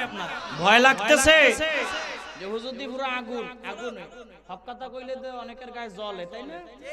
অনেকে হুজুরে কি ডক্টর ইউনুসেন নাকি? আহা, ও তো একটা সুদখোর। আল্লাহ আর কি, আর পক্ষে কথা কইবো? কথা বলে না। সুদখোরের পক্ষে কি হুজুর কি কথা কইবো নাকি? ও সরকার না কি এতে কি কি আইছে আর কি থাক না। যারা আজীবন ডক্টর ইউনূসের সুৎখর কইছে হেরা এখন ডক্টর ইউনূসের কয় ভালা বস স্যালুট। আজীবন তোরা সুৎখর কইলি করে হারামজাদা কথা বলে না। একটা সুদ করে এখন আল্লাহর ওই তোর একটা অলি বানায় লাইলি কই আমরা সুন্নিরা তো দালালি করলাম না। আমি রফিকি চট্টগ্রামে বলেছি যে সুদখোর যে এর পক্ষে আমরা আগেও ছিলাম না এখনো। দেশ যদি ভালো করে চালাইতে পারে চালা, কোনো সমস্যা নাই, তবে এর পক্ষে আমরা দালালি করতে যাব না। ঠিক কিনা জোরে বলেন? দেশের জন্য সে যা করে যদি ভালো করে আলহামদুলিল্লাহ, খারাপ করলে ছাড় দেওয়া হবে না। ঠিক কিনা জোরে বলেন? এগুলো বললে অনেকে মনে করে রাজনৈতিক বক্তব্য। রাজনৈতিক বক্তব্য না, এই দেশ নিয়ে কথা বলার অধিকার আমাদের আছে। এটা গণতন্ত্র বাংলাদেশ। অতীতে আমি রফিকের বয়ান যারা শুনছেন জানেন, আমি জীবনও দুর্নীতিবাজ চাঁদাবাজ এদের বিরুদ্ধে বক্তব্য দেওয়া বন্ধ করি। সুন্নি হওয়ার পরেও করি নাই, আগেও দুর্নীতিবাজ চাঁদাবাজ লুটপাট এদের বিরুদ্ধে কথা বলেছি, এখনো বলি, মৃত্যুর আগের দিন পর্যন্ত বলে যাব ইনশাআল্লাহ। ঠিক কিনা জোরে বলেন? একটা পোস্ট দিলাম ফেসবুকে, জামাত দেশের সার্বভৌমত্বের উপরে মানচিত্রের উপরে যদি কেউ বাঁকা নজরে তাকায় তাদের চোখ আমরা তুলে ফেলতে এক বিন্দু করে ভাববো না। এখানে এসে দেখি কয়েকজন হাহা রিয়েক্ট দিয়েছে বাংলাদেশের মুসলমান। কি দিছে? হাহা রিয়েক্ট বুঝেন, মানে কমেন্ট করছে হুজুর একটু বেশি বলতেছেন মনে হয়। আমি বললাম গায়ে লাগলো কারে? দেশের বিরুদ্ধে ইন্ডিয়ারা কিভাবে ষড়যন্ত্র করতেছে, দেশ দখলের পায়তারা করতেছে তারা, আর আপনার দালালি নিয়ে এখনো পড়ে আছেন। ভুলে যায়েন না, দালালদেরকে আমরা চিহ্নিত করে রাখছি, ভবিষ্যতের সময় আসলে দালালদের বিচার করা হবে। ঠিক কিনা জোরে বলেন? সব পছন্দ করে মানুষ, কিন্তু দালালি পছন্দ করে না। দালালদেরকে কেউ পছন্দ করে না, দালাল সে দালালি হয়, ঠিক না? কিন্তু আমরা সুন্নিরা কারো দালালি করি না। বুঝলে বুঝপাতা, না বুঝলে কচু পাতা। এটা জিকির দেন লা ইলাহা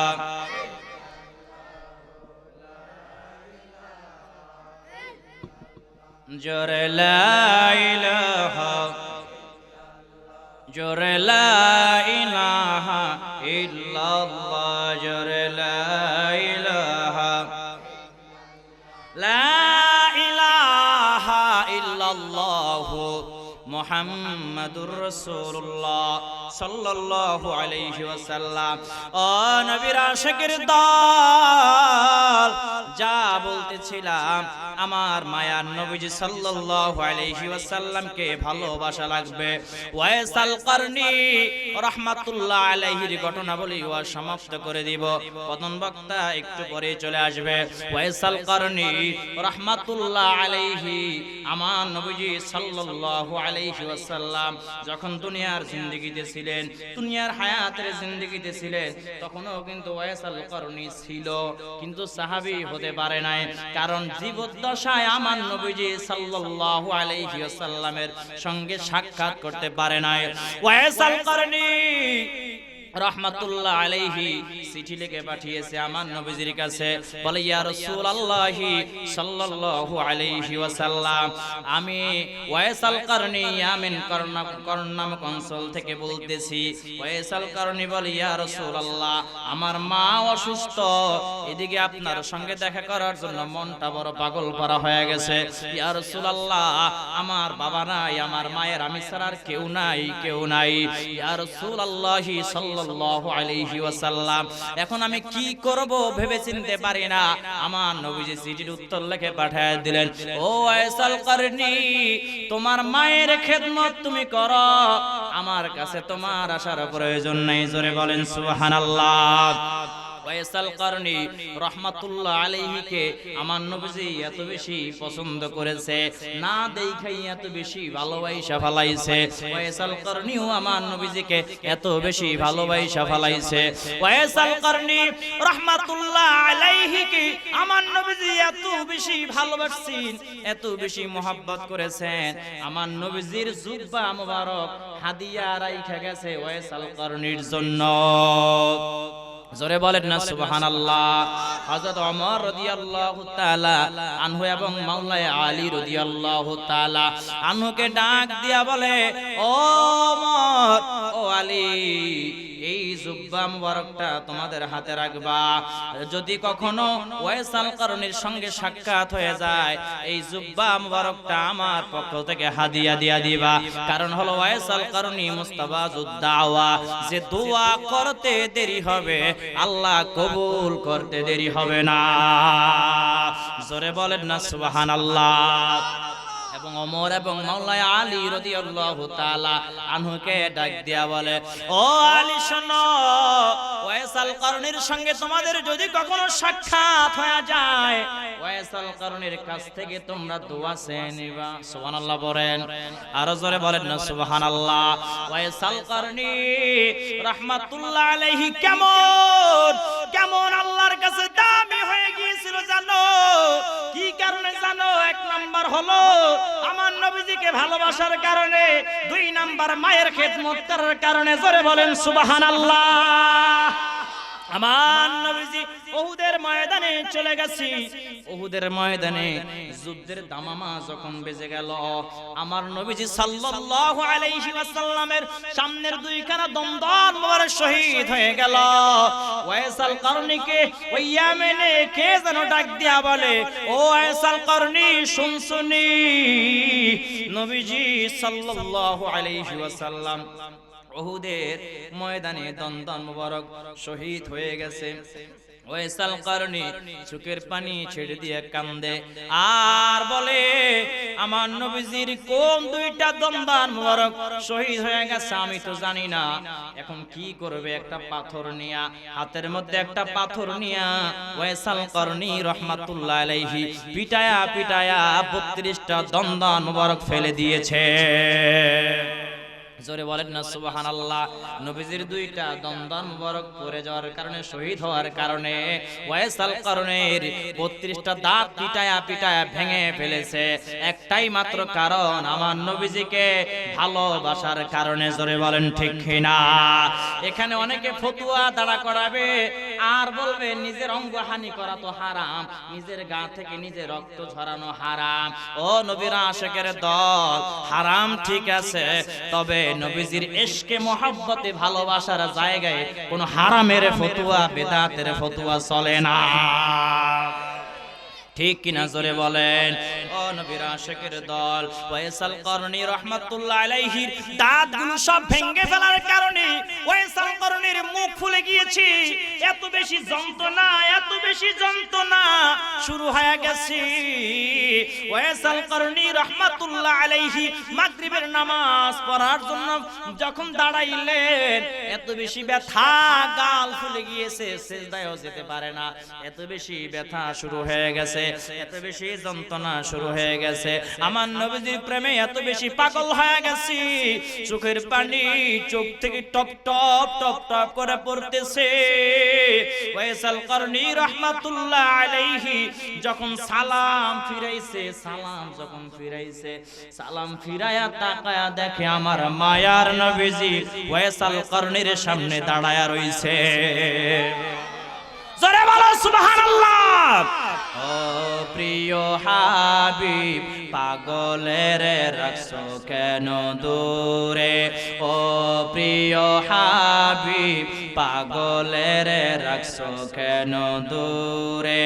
পাগল ছিল ওয়াসকরণী, পাগল ছিল ওয়াসকরণী, জুব্বা দিলা তারে।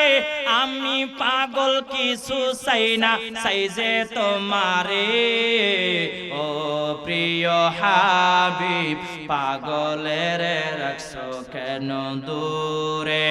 ও প্রিয় হাবিব, পাগলের রাখছো কেন দূরে? জোরে বলেন সুবহানাল্লাহ। ও নবীর আশিকের দল, ওয়াইসাল কারণী রাহমাতুল্লাহ আলাইহির সঙ্গে আমার নবীজি সাল্লাল্লাহু আলাইহি ওয়াসাল্লাম দিদার দিয়ে দিয়েছে। জোরে বলেন সুবহানাল্লাহ। আমার নবীজি চাইলে এখন এখানে আসতে পারে কি পারে না? জোরে বলেন পারে কি পারে না? এই আকীদা লালন করার নামই হলো সুন্নি মুসলমান। ঠিক কিনা? জোরে বলেন। এই ক্ষমতা দিয়েছে কে? আর জোরে বলেন কে? ডাব্লিউরা কিন্তু এটা মানে না।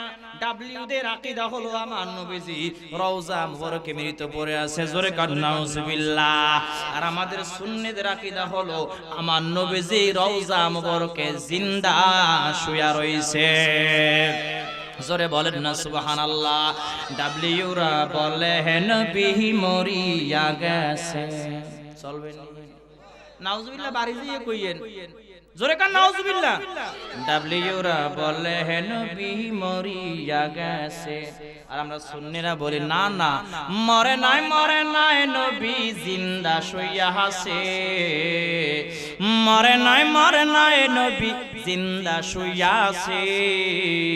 গরু চোররা বলে নবী মরিয়া গেছে, ঠিক কিনা জোরে বলেন?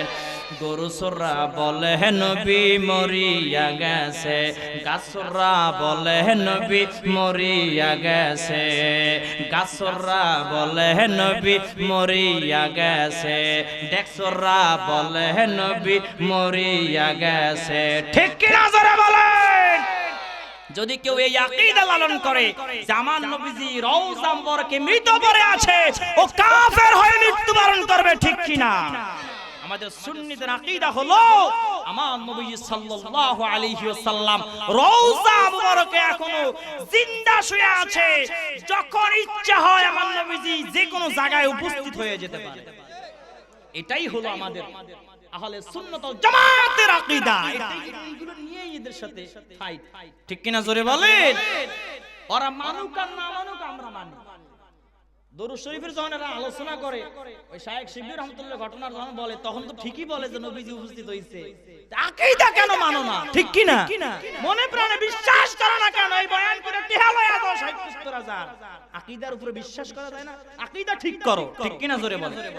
আমি বয়ান করলে হুজুর মাঝে মধ্যে একটু আকীদা নিয়ে কথা বলি, রাগ করেন নাকি আপনি?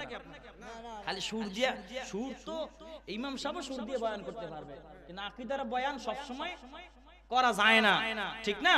এই জন্য একটু আকীদার আলোচনা করার প্রয়োজন আছে না নাই? দেখেন ওয়াইসাল করনী রাহমাতুল্লাহ আলাইহি নবীজিকে ভালোবাসার কারণে নবীজি দিদার পেয়ে গেছে, সুবহানাল্লাহ বলেন। শেষ পর্যন্ত ওয়াইসাল করনী রাহমাতুল্লাহি আলাইহির দাম কত বেশি হবে দেখেন। শেষ পর্যন্ত ওই যে সংক্ষিপ্ত করে বলছি, টাইম শর্ট, প্রথম বক্তা আসবে, মাওলানা আলী এবং ওমর রাদিয়াল্লাহু তাআলা খুঁজতে খুঁজতে ওয়াইসাল করনী রাহমাতুল্লাহ আলাইহির সাক্ষাৎ পেয়ে গেল। ওই যে জুব্বা মুবারক আমার নবীজি হাদিয়া দিয়ে গিয়েছিল, ওই হাদিয়াটা ওয়াইসাল করনীর হাতে দিয়ে দিলেন, জোরে বলেন সুবহানাল্লাহ। আর এই ওয়াইসাল করনী কত দাম হবে, কত সম্মান হবে কাল কিয়ামতের ময়দানে। সবাই যখন জান্নাতি হয়ে যাবে, ওলিদের সিরিয়াল যখন আসবে, সবার আগে থাকবে ওয়াইসাল করনী রাহমাতুল্লাহ আলাইহি, জোরে বলেন সুবহানাল্লাহ। কি যেন ডাক দিয়ে বলবো, ওয়াইসাল করনী তুমি আগে জান্নাতে যাও না, তুমি আগে জান্নাতে যাও না, তুমি এক একটা সিজদা দিবা, এক একটা সিজদার বিনিময়ে হাজার হাজার গুনাহগার উম্মতদেরকে আল্লাহ maaf করে দিয়া জান্নাতের বাসিন্দা বানায় দেবে। জোরে বলেন না সুবহানাল্লাহ। দাম আছে না নাই? এই বয়ান করলে কাকা বানাইয়ে বানাইয়ে বলে কই, হ্যাঁ এরা খালি, এরা একটা কথা আছে, খালি কয় বানাইয়ে বানাইয়ে, ওরাই সব সহি কয়, আর আমরা কিছু কইলেই কয় বানাইয়ে কই, তাই না? আল্লাহ ওদের হেদায়েত দান করুন ডাব্লিউদেরকে, আমিন বলেন। আরে জোরে কান আমিন। দেখেন মুর্শিদপুর দরবারে লুটপাট চালাইছে, চালাইছে না? আচ্ছা তোরা চুরি করছিস, তোকে দরকার আর কি? এরা বলে মাজারে মানত করা যাবে না, মাজারে গরু দেওয়া যাবে না, কিন্তু মাজারে জিনিস চুরি করে আনা যাবে। এটা হলো এদের আকীদা, ডাব্লিউদের। মাজারে মানত করা যাবে না, গরু দেওয়া যাবে না, ছাগল দেওয়া যাবে না, কিন্তু চুরি করে আনন্দ যাইব, ঠিক কিনা জোরে বলে? এটাও তাদের আকীদা। খালি তাই না, মসজিদে আগুন দেওয়া যাইব, নাউজুবিল্লাহ জোরে বলেন। গাছ কাটছে, গরু চুরি করছে, হত্যাযজ্ঞ চালিয়েছে, পুকুরের মাছ চুরি করছে, ফসল চুরি করছে, ডেস্ক চুরি করছে, খাতা চুরি করছে, ফ্যান চুরি করছে, বালিশ চুরি করছে, সব মানলাম, কিন্তু এরা সবচাইতে নিকৃষ্ট যে কাজটা করেছে, মসজিদে কোরআনে আগুন ধরিয়ে দিয়েছে। নাউজুবিল্লাহ জোরে বলেন। কোন মুসলমানের বাচ্চা মসজিদে আগুন দিতে পারে না। এরা ইসলামকে হেফাজতের নামে এরা মসজিদে সন্ত্রাস দাঙ্গা মসজিদে রক্তপাত ঘটাতে চায়, ঠিক কিনা জোরে বলে? এটা ডাব্লিউদের আকীদা, মসজিদে আগুন দেওয়া। আপনারা দেখেছেন বাইতুল মুকাররম মসজিদে খতিব নিয়ে মারামারি করেছে, আমরা নাকি ডাব্লিউরা দুই গ্রুপে মারামারি করছে, দুই গ্রুপে জুতা বৃষ্টি রে, জুতা দাইয়া খতিবে খতনা হইয়া পড়ে। খতিবের কোথায় পড়ে? রুহুল আমিন ওখানে দালাল, ও থেকে নাস্তিকের দালাল ছিল, এই জন্য দুই গ্রুপে বাজছে, হেরা হেরা একই আকীদা। বাইজা জুতা বৃষ্টি, জুতা রাখে যে বাক্স আছে না শহরে, আরে বাক্স ধাক্কা মারে, বাক্স যাইয়া পড়ে খতিবের থত না, কোথায় যাইয়া পড়ে? নাক পাশে পড়ে একটা নাকে। আমি কো কি খেলা, হাডুডু হাডুডু ছক্কা খেলা খেলে। জুতা বৃষ্টি খাইতে খাইতে আমি দেখলাম যে এই যে জুতা বৃষ্টি হলো, চিন্তা করলাম যে আমরা সুন্নতি আসেনি, এই না সব www.com jahannam.com, এরাই মসজিদে দাঙ্গা লাগায়, এরাই মসজিদে মারামারি করে, এরাই ইস্তেমার মাঠ নিয়ে মারামারি করে, এরাই মসজিদে জঙ্গি হামলা করে, এরাই মসজিদে কোরআনে আগুন ধরিয়ে দেয়। অতএব এদের আকীদা কেমন জাতি হারে হারে এইবার বুঝতে পেরেছে।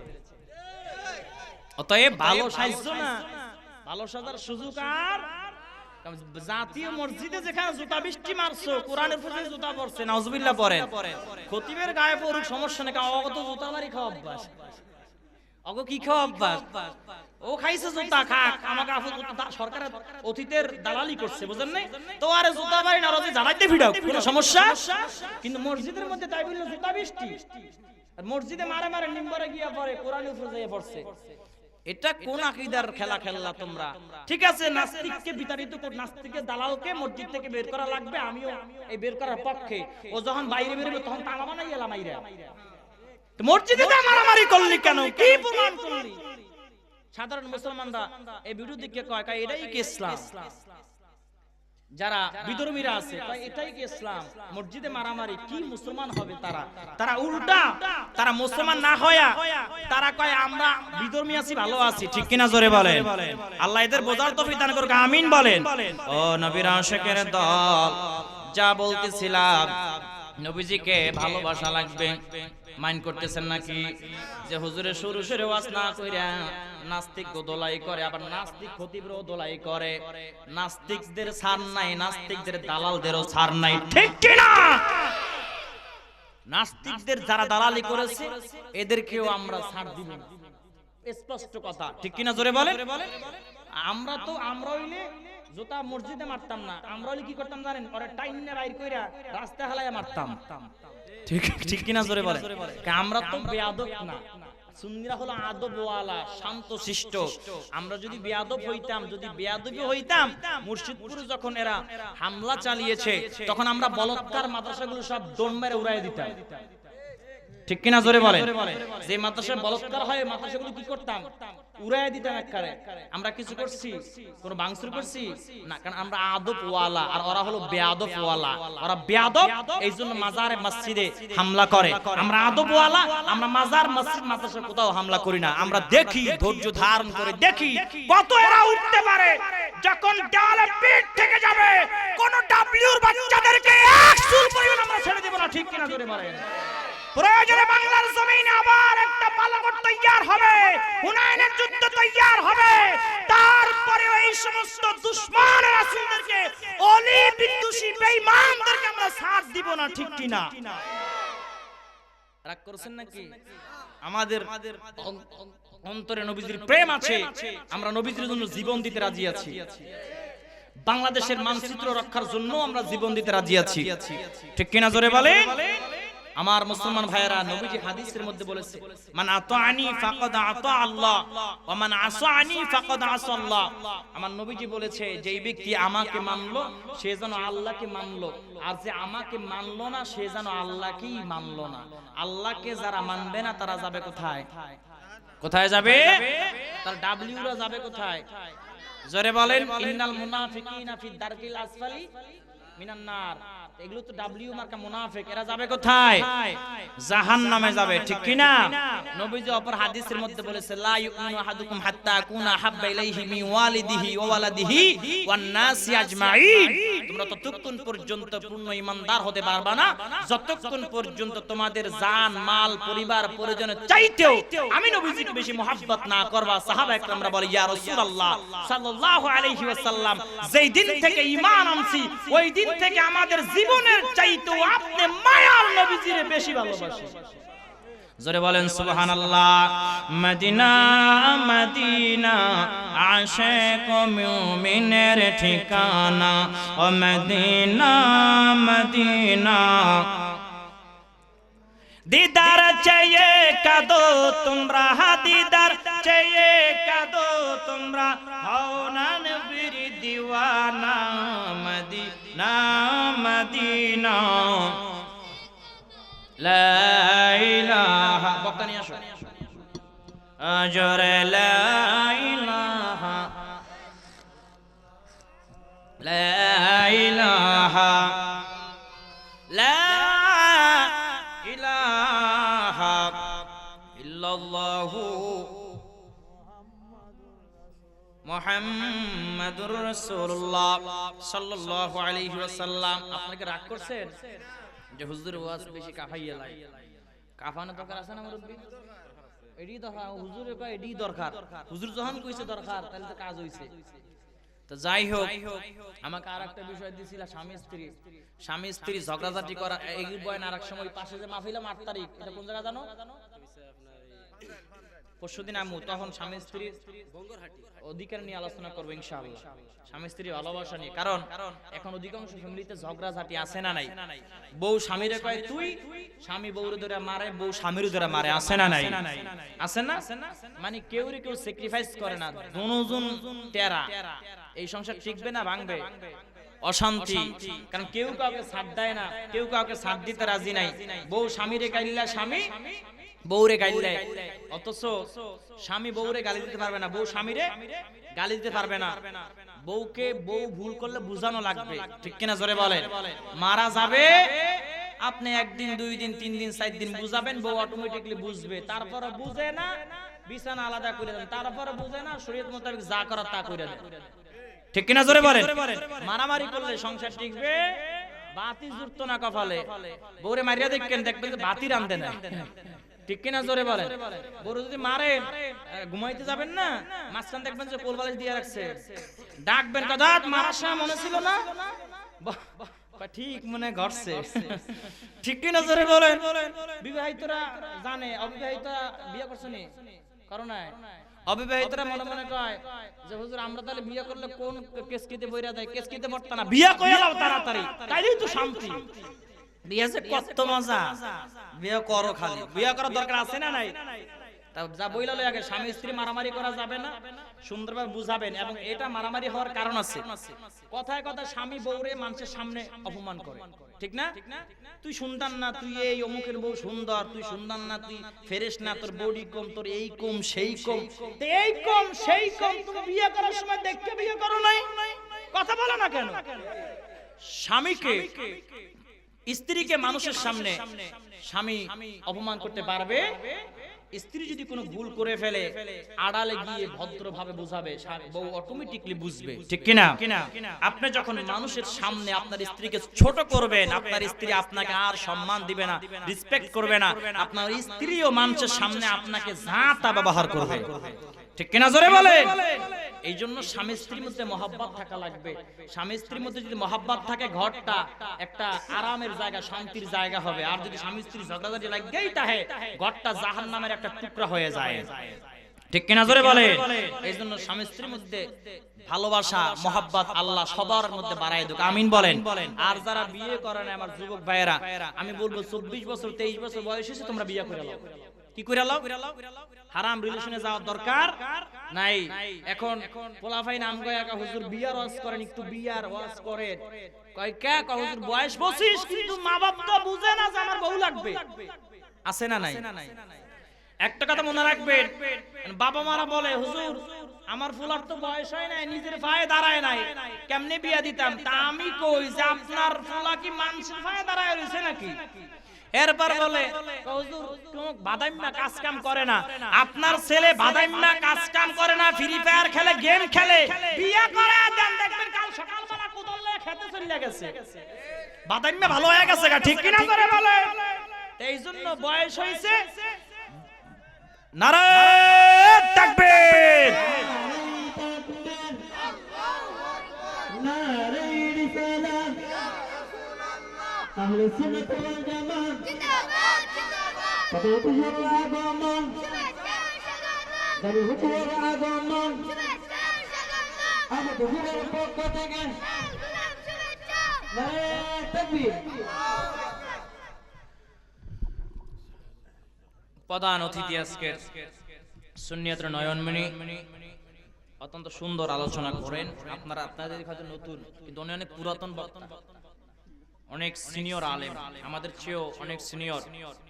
আমরা তো সেদিনকার বয়স কম, বুঝেন না, হুজুরের বয়স মানে আমার চেয়ে অনেক সিনিয়র আর কি। আজকের মাহফিলের প্রধান মুফাসসির মুফতি জামিল হোসেন সালিহি মাদ্দাজুল আলী খতিব আবু বকর সিদ্দিক রাদিয়াল্লাহু তাআলা জামে মসজিদ গুলশান ঢাকা একটু পরে আলোচনা পেশ করবেন। আপনারা সকলে বসেন। এখন এখানে কিছু প্রশ্ন দেওয়া হয়েছে, প্রশ্নগুলো উত্তর হুজুরে দিয়ে দিবে। আমার কাছে চাইছে প্রশ্ন, এত প্রশ্ন তো বক্তা নিয়ে এসে প্রশ্ন তো আরো আগে দেওয়ার দরকার ছিল। আমরা এক নম্বর প্রশ্ন, আমরা মাহফিল করি তার লাভ কি? যারা মাহফিলে টাকা দান করেন তাদের সওয়াব কতটুকু? দেখেন, মাহফিল যে করে লাভ আছে না নাই? এখন অনেকে টাকা চাইতে গেলে বলে যে মাহফিল করে লাভ কি হবে, টাকা তো হুজুররা লইয়া যায়, বলে কি বলে না? আচ্ছা, এই যে মাহফিলে যারা এতক্ষণ বসেছিল তারা কি কোনো গুনাহ করার সুযোগ পাইছে? এই 2-3 ঘন্টা যদি এরা বাইরে থাকতো কত আকাম কইরা লাইতো, গুনাহ করে ফেলতো, ঠিক কিনা জোরে বলেন। এখানে কি কেউ কাউকে গালি দিতে পারছে? আমি সব বাদ দিলাম, এই যে এতক্ষণ যে গুনাহ থেকে এই মুসল্লিগুলোকে মানুষগুলোকে বক্তারা ধরে রাখলো, সেই রাখলো, এর চাইতে সফল আর কি হতে পারে? ঠিক কিনা জোরে বলেন। এর চেয়ে লাভ হইতে পারে? কারণ যদি 1 ঘন্টা বাইরে সময় পায়, কোন বড় গুনাহ কইরা লাইতো যদি গুনাহ করে জাহান্নামে যায়। অথচ এই যে আপনি 2-3 ঘন্টা এখানে বসে আছেন, এই গুনাহ থেকে তো আপনি সেভ হয়ে গেলেন, আপনি বেঁচে গেলেন, ঠিক কিনা জোরে বলেন। অনেক সওয়াব, কত বক্তব্য দিব, অনেক সওয়াব আছে যে দান করে। এই যে দানের ফজিলত আছে না নাই? আবতাগু ইলাইহিল ওসিলা, কাল কিয়ামতের দিন আল্লাহ তাআলা ওসিলা খুঁজবেন, যে একটু সওয়াব যদি পাওয়া যায়, জাহান্নামে হয়ে যায় এমন বান্দাদেরকে আল্লাহ জান্নাতের বাসিন্দা বানায় দিবে। সুবহানাল্লাহ বলেন। যখন কোনো সওয়াব পাবে না, যখন দেখবে আল্লাহ যে আপনি এই ওয়াজ মাহফিলে 10-20 টাকা দিছিলেন, আল্লাহ চাইলে এই ওসিলায় আপনাকে জান্নাতের বাসিন্দা বানায় দিতে পারে। সুবহানাল্লাহ বলেন। এর চাইতে উত্তম কোন উদাহরণ আছে কিনা আমার জানা নাই, জানা থাকলে আপনারা জানিয়ে লইয়েন। 1100 আমরা যে করি তা সঠিক কিনা? 100% সঠিক, এখানে কোনো ফতোয়ার দরকার নাই। যারা মানে না ওরা না মান্য বইয়া থাক, ওগো না মানা না মানা আমি কি পাইছে, ঠিক না? আমগোটা আমরা মানবো, আমরা সওয়াবের জন্য করি, আমাকে সওয়াব হইলো হইলো। এন তোমরা বেদাত বলো, হারাম বলো, নাজায়েজ বলো, তোমরা বলতে বলতে জাহান্নামে যাই ফেরেশতা গুতা খাও, আমগো কি হইছে? ঠিক কিনা জোরে বলো। ফেরেশতা লাত্তি খা, পাড়া খা, ঘুষি খা, ফেরেশতাকে মার যে কি মার! আল্লাহ যদি একটু ডিসপ্লে দেখায় দিত তাইলে আরো খুশি, ডাব্লিউ গুলো অন্তত তাড়াতাড়ি ঈমান আনতো, ঠিক কিনা জোরে বলেন। আবার লাগছে যে আপনি ওয়াহাবি থেকে সুন্নি কেন হলেন? তো এই ওয়াহাবি থেকে সুন্নি আগে ওই মিলাদ কেন্দ্রে আমি বেদাত বলতাম। তারপর নবীজির আমার আগের আকীদা কি জানেন? যে নবীজি রওজা মোবারকে মুইরা গেছে, নাউজুবিল্লাহ পড়ে, আগের আকীদা। এবং মিলাদ কে আমি শুনলে কইতাম বেদাত, দাঁড়াইলেও বেদাত, খাড়াইলেও বেদাত, অনেক বইলেও বেদাত, মানে এমন ফতোয়া দিতাম, কররা ফতোয়া, যেই ফতোয়া ইউটিউবে এখনো আছে, এখনো আগের বক্তব্য সব আছে। এবং কইতাম যে মাদ্রাসা ভাঙ্গা আছে না, ইউটিউবে দেখবেন, ঘোমটা দেওয়া, এরকম ঘোমটা দেওয়া সাদা, এরকম সাদা রুমাল ঘোমটা দেওয়া, এই বয়ানগুলো সব ডাব্লিউ বয়ান, কমপক্ষে 300-400 বয়ান আছে আগের, পুরাতন 3 বছর আগের, দেখবেন। আমি তো সুন্নিয়ত আছি 3 বছর হয়েছে। আমি আগে চরমনাই যাইতাম, চরমনাই যখন গেলাম, দেখেন মূল ঝামেলাটা কোন জায়গা থেকে শুরু হয়েছে। চরমনাই যখন গেলাম দেখি যে বাঁশ বায়া বায়া মানুষে দেই উপরে, কি বায়া? আচ্ছা, পিশাব হুজুর টান দিছে, বয়ান করে করুক, সমস্যা নাই, যার পিশাব পাগল লাগে বড়, তাই না? টান দিছে, বাঁশ বায়া উড়ে সাইমানা সিরালায় লাফ মেরে দিয়ে স্টেজে সব সিরালায়, কিন্তু এরা কারেন্টের তার ধরে না। কি রে, স্কেট খেলায় যদি কেউ লাফায় ও তো তার ছিড়বে, মান্দার গাছে উঠবে, খেজুর গাছে উঠবে, খেজুর গাছে উঠে না। চরমনে যারা গেছেন তারা জানেন, যারা গেছেন বেড়াইতে গেছেন তারাও দেখবেন খেজুর গাছ আছে না নাই? ওটা বরিশাল এলাকা, কোন অনেক খেজুর গাছ আছে, মান্দার গাছও আছে নদীর ধারে। এই মান্দার গাছে কেউ উড়ে, খেজুর গাছও না, খালি বাঁশ বেশ সাইমানা সিরালা বক্তার গাল কামনা সিরালায় আছে না নাই? সেদিনকে একটা বক্তব্য দেখলাম, জামিল ভাই আপনি তো দেখেন প্রায় সময় ভিডিও, জামিল দেখবেন যে লাভ মেরে উঠতে বক্তার মান ঠেলা মেরে হালাই দিচ্ছে, খোদা এনে বলিয়ে রইছে, খোদা বলে আবার নিয়ে গেছে। নবীজি আইছে এটা মানে না, নবীজি যা উপস্থিত হতে পারে এটা মানে না, খোদা না ইয়ে করছে এটা হারা মাইন্ডা লাইছে। পিসাবরে সরায়া কয়, পিসাব না ওই হুজুরে সরায়া কয় যে খোদা এনে আই খোদা দি বইয়া দিছে, নাউজুবিল্লাহ পড়ে। এরা আবার আমগরে কয় মাজার পূজারি। চিন্তা করছেন আমরা কি মাজারে পূজা দিই? আমরা কি মাজার পূজা দিই? আমরা মাজার জিয়ারত করি, মাজার সিজদা দেই। মাজারে সিজদা দাও কি শিরক, হারাম। কি জোরে বলেন? মাজারে সিজদা দাও হারাম। মাজারে আমরা সিজদা দেই না, মাজার পূজাও করি না, আমরা যাই একটু জিয়ারত করি। ওই যিনি ওলি শুয়ে আছে তার ওসিলায় আল্লাহর কাছে আমরা চাই, এটাই আমাদের আকীদা। তো মাজার পূজারি কেমন হইলেন? এরা বলে যে কয় মূর্তি পূজা আর মাজার পূজা নাকি সমান। দেখছেন অবস্থা? যারা জিয়ারত এবং মূর্তি পূজার তফাৎ বুঝে না, আমি তো এদেরকে মুসলমান বলি না, এদেরকে মুসলমান বলি। মূল ঝামেলাটা কোথায় শুরু হয়েছে দেখেন। আমি জীবনে আকীদা চেঞ্জ করার কথা, আমি কঠোর আকীদা, কিন্তু আমার আগের আপনারা ইউটিউবে দেখবেন কঠিন আকীদা। কবেন যে এই হুজুর জীবনে সুন্নিয়তে আসার লোক না, আসার একটা কারণ, আমি ওই বড় হুজুরের বক্তব্য, পিসা হুজুর বক্তব্য দিয়েছে, কয় ইয়াজিদ রহমাতুল্লাহ নাউজুবিল্লাহ পড়ে, কয় ইয়াজিদ নাকি 200 রাকাত তাহাজ্জুদ নামাজ পড়তো। কয়শো রাকাত? 200 রাকাত। হাফ কোরআনের হাফেজ ছিল বলে। হ্যাঁ, এরা বড় পীর আব্দুল কাদের জিলানী রাহমাতুল্লাহ এটা মানে না, এরা ইয়াজিদটা মানে। চিন্তা করেন, আচ্ছা যে আমার দয়াল নবী সাল্লাল্লাহু আলাইহি ওয়াসাল্লামের আদরের নাতি ইমাম হুসাইন রাদিয়াল্লাহু তাআলা আনহুর গলার উপর দিয়ে যার হুকুমে ছুরি চালিয়ে দিয়েছে, ও কিসে কোন কিভাবে রহমাতুল্লাহ আলাইহি হয় রাদিয়াল্লাহু তাআলা আনহু হয়, এটা আমি আপনাদের কাছে প্রশ্ন রেখে গেলাম। একটা কথা মনে রাখবেন, যেই পীরের আকীদা ইয়াজিদকে সাহাবী যদি কোন কেউ মানে, কোন পীর যদি ইয়াজিদকে সাহাবী বলে, রহমাতুল্লাহ আলাইহি বলে, ও আর কিছু হতে পারে, পীর হতে পারে না, ও শয়তানের পীর। ঠিক কিনা জোরে বলেন? ইয়াজিদি পীর, ঠিক কিনা? আমি এটা ধরলাম কি বিশ্ববাসীর লগে ঝগড়া করতে গেছি তা না, সেলাসা মুন্ডা আছে না, কারণ তখন তো আমার লগে সবার লগে যোগাযোগ কানেকশন ছিল। আমি বললাম যে ভাই, বড় হুজুরকে জিজ্ঞেস করলাম, বড় হুজুর এই যে ইয়াজিদকে রহমাতুল্লাহ আলাইহি বলল, আপনার আকীদা? আবু জাহেলেরও যদি সাহাবী মানে আমাকে বিশ্বাস, আমরা আবু জাহেলেরও সাহাবী মানি, নাউজুবিল্লাহ করে।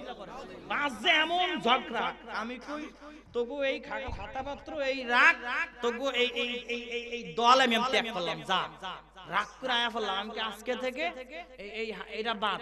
কি বাদ? ইয়াজিদি ফির বাদ। তোরা গাছ বাইয়ে লাফ মারে তোরা ছাদে উঠতে দেই নাচ, বাদ দিয়ে তালাক দিয়ে আয়া ফেললাম।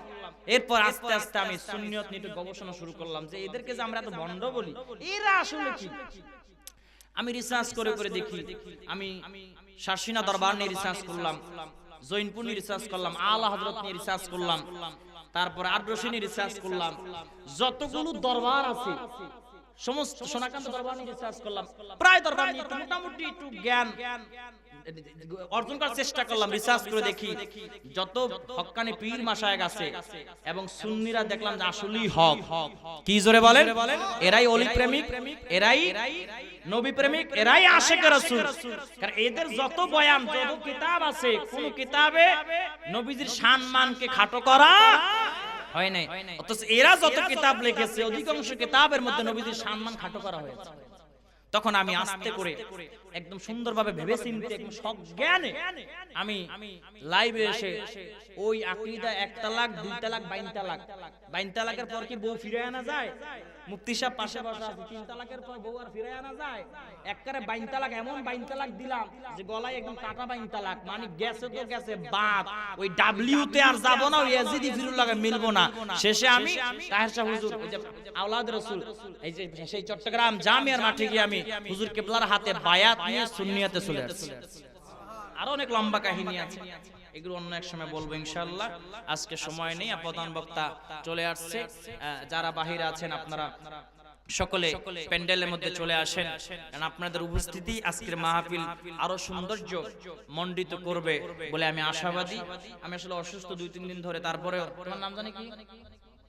আবুল কালাম আমার অনেক মহব্বত করে, গত বছর আইছিলাম, এবছর আইছি, আবার এনে আবার মাহফিল আরেকটা রাখছে ও পাশে, পরশুদিন আবার আমু, হ্যাঁ বঙ্গরহাটি, আজকের জুমা পরে আইছি তো শরীর ক্লান্ত, চোখে প্রচুর ঘুম, মানে এত ঘুম আমার যখন ঘুমাইতে দেয় আমি নাক টানে ঘুমাই যেতাম হইলে স্টেজের মধ্যে।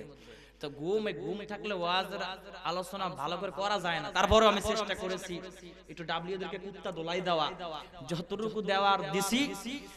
আপনারা যদি কষ্ট পেয়ে থাকেন মাফ করে দিবেন, আর যারা ডাব্লিউ যদি কেউ কষ্ট পায় মাফ করার দরকার নাই, তোকে মাফ দরকার নেই, আমার ডাব্লিউ গো মাফ দরকার, আপনারা মাফ করলে হইলো, www.com এদের মাফ করার কোনো প্রয়োজন নাই। বুঝলে বুঝপাতা, না বুঝলে চটফট করে গো নবী অন্তরে, চটফট করে গো নবী অন্তরে, কাছে আইসা ভালোবাসা, কাছে আইসা ভালোবাসা লওনা বুকে পাগলা রে, চটফট করে গো নবী অন্তরে, চটফট করে গো নবী অন্তরে। আল্লাহ আল্লাহ আল্লাহ আল্লাহ আল্লাহ আল্লাহ, ওই যে এটা টোন দিয়ে গেলাম, এটা ভবিষ্যতে আবার কম পরে, ওই মাহফিলে কম আর কেটে রাখতে গেলাম, সবাই যাইবেন দাওয়াত দিয়ে গেলাম, হেন যায় হেন এটা আলহামদুলিল্লাহ, আজকের মাহফিলের সম্মানিত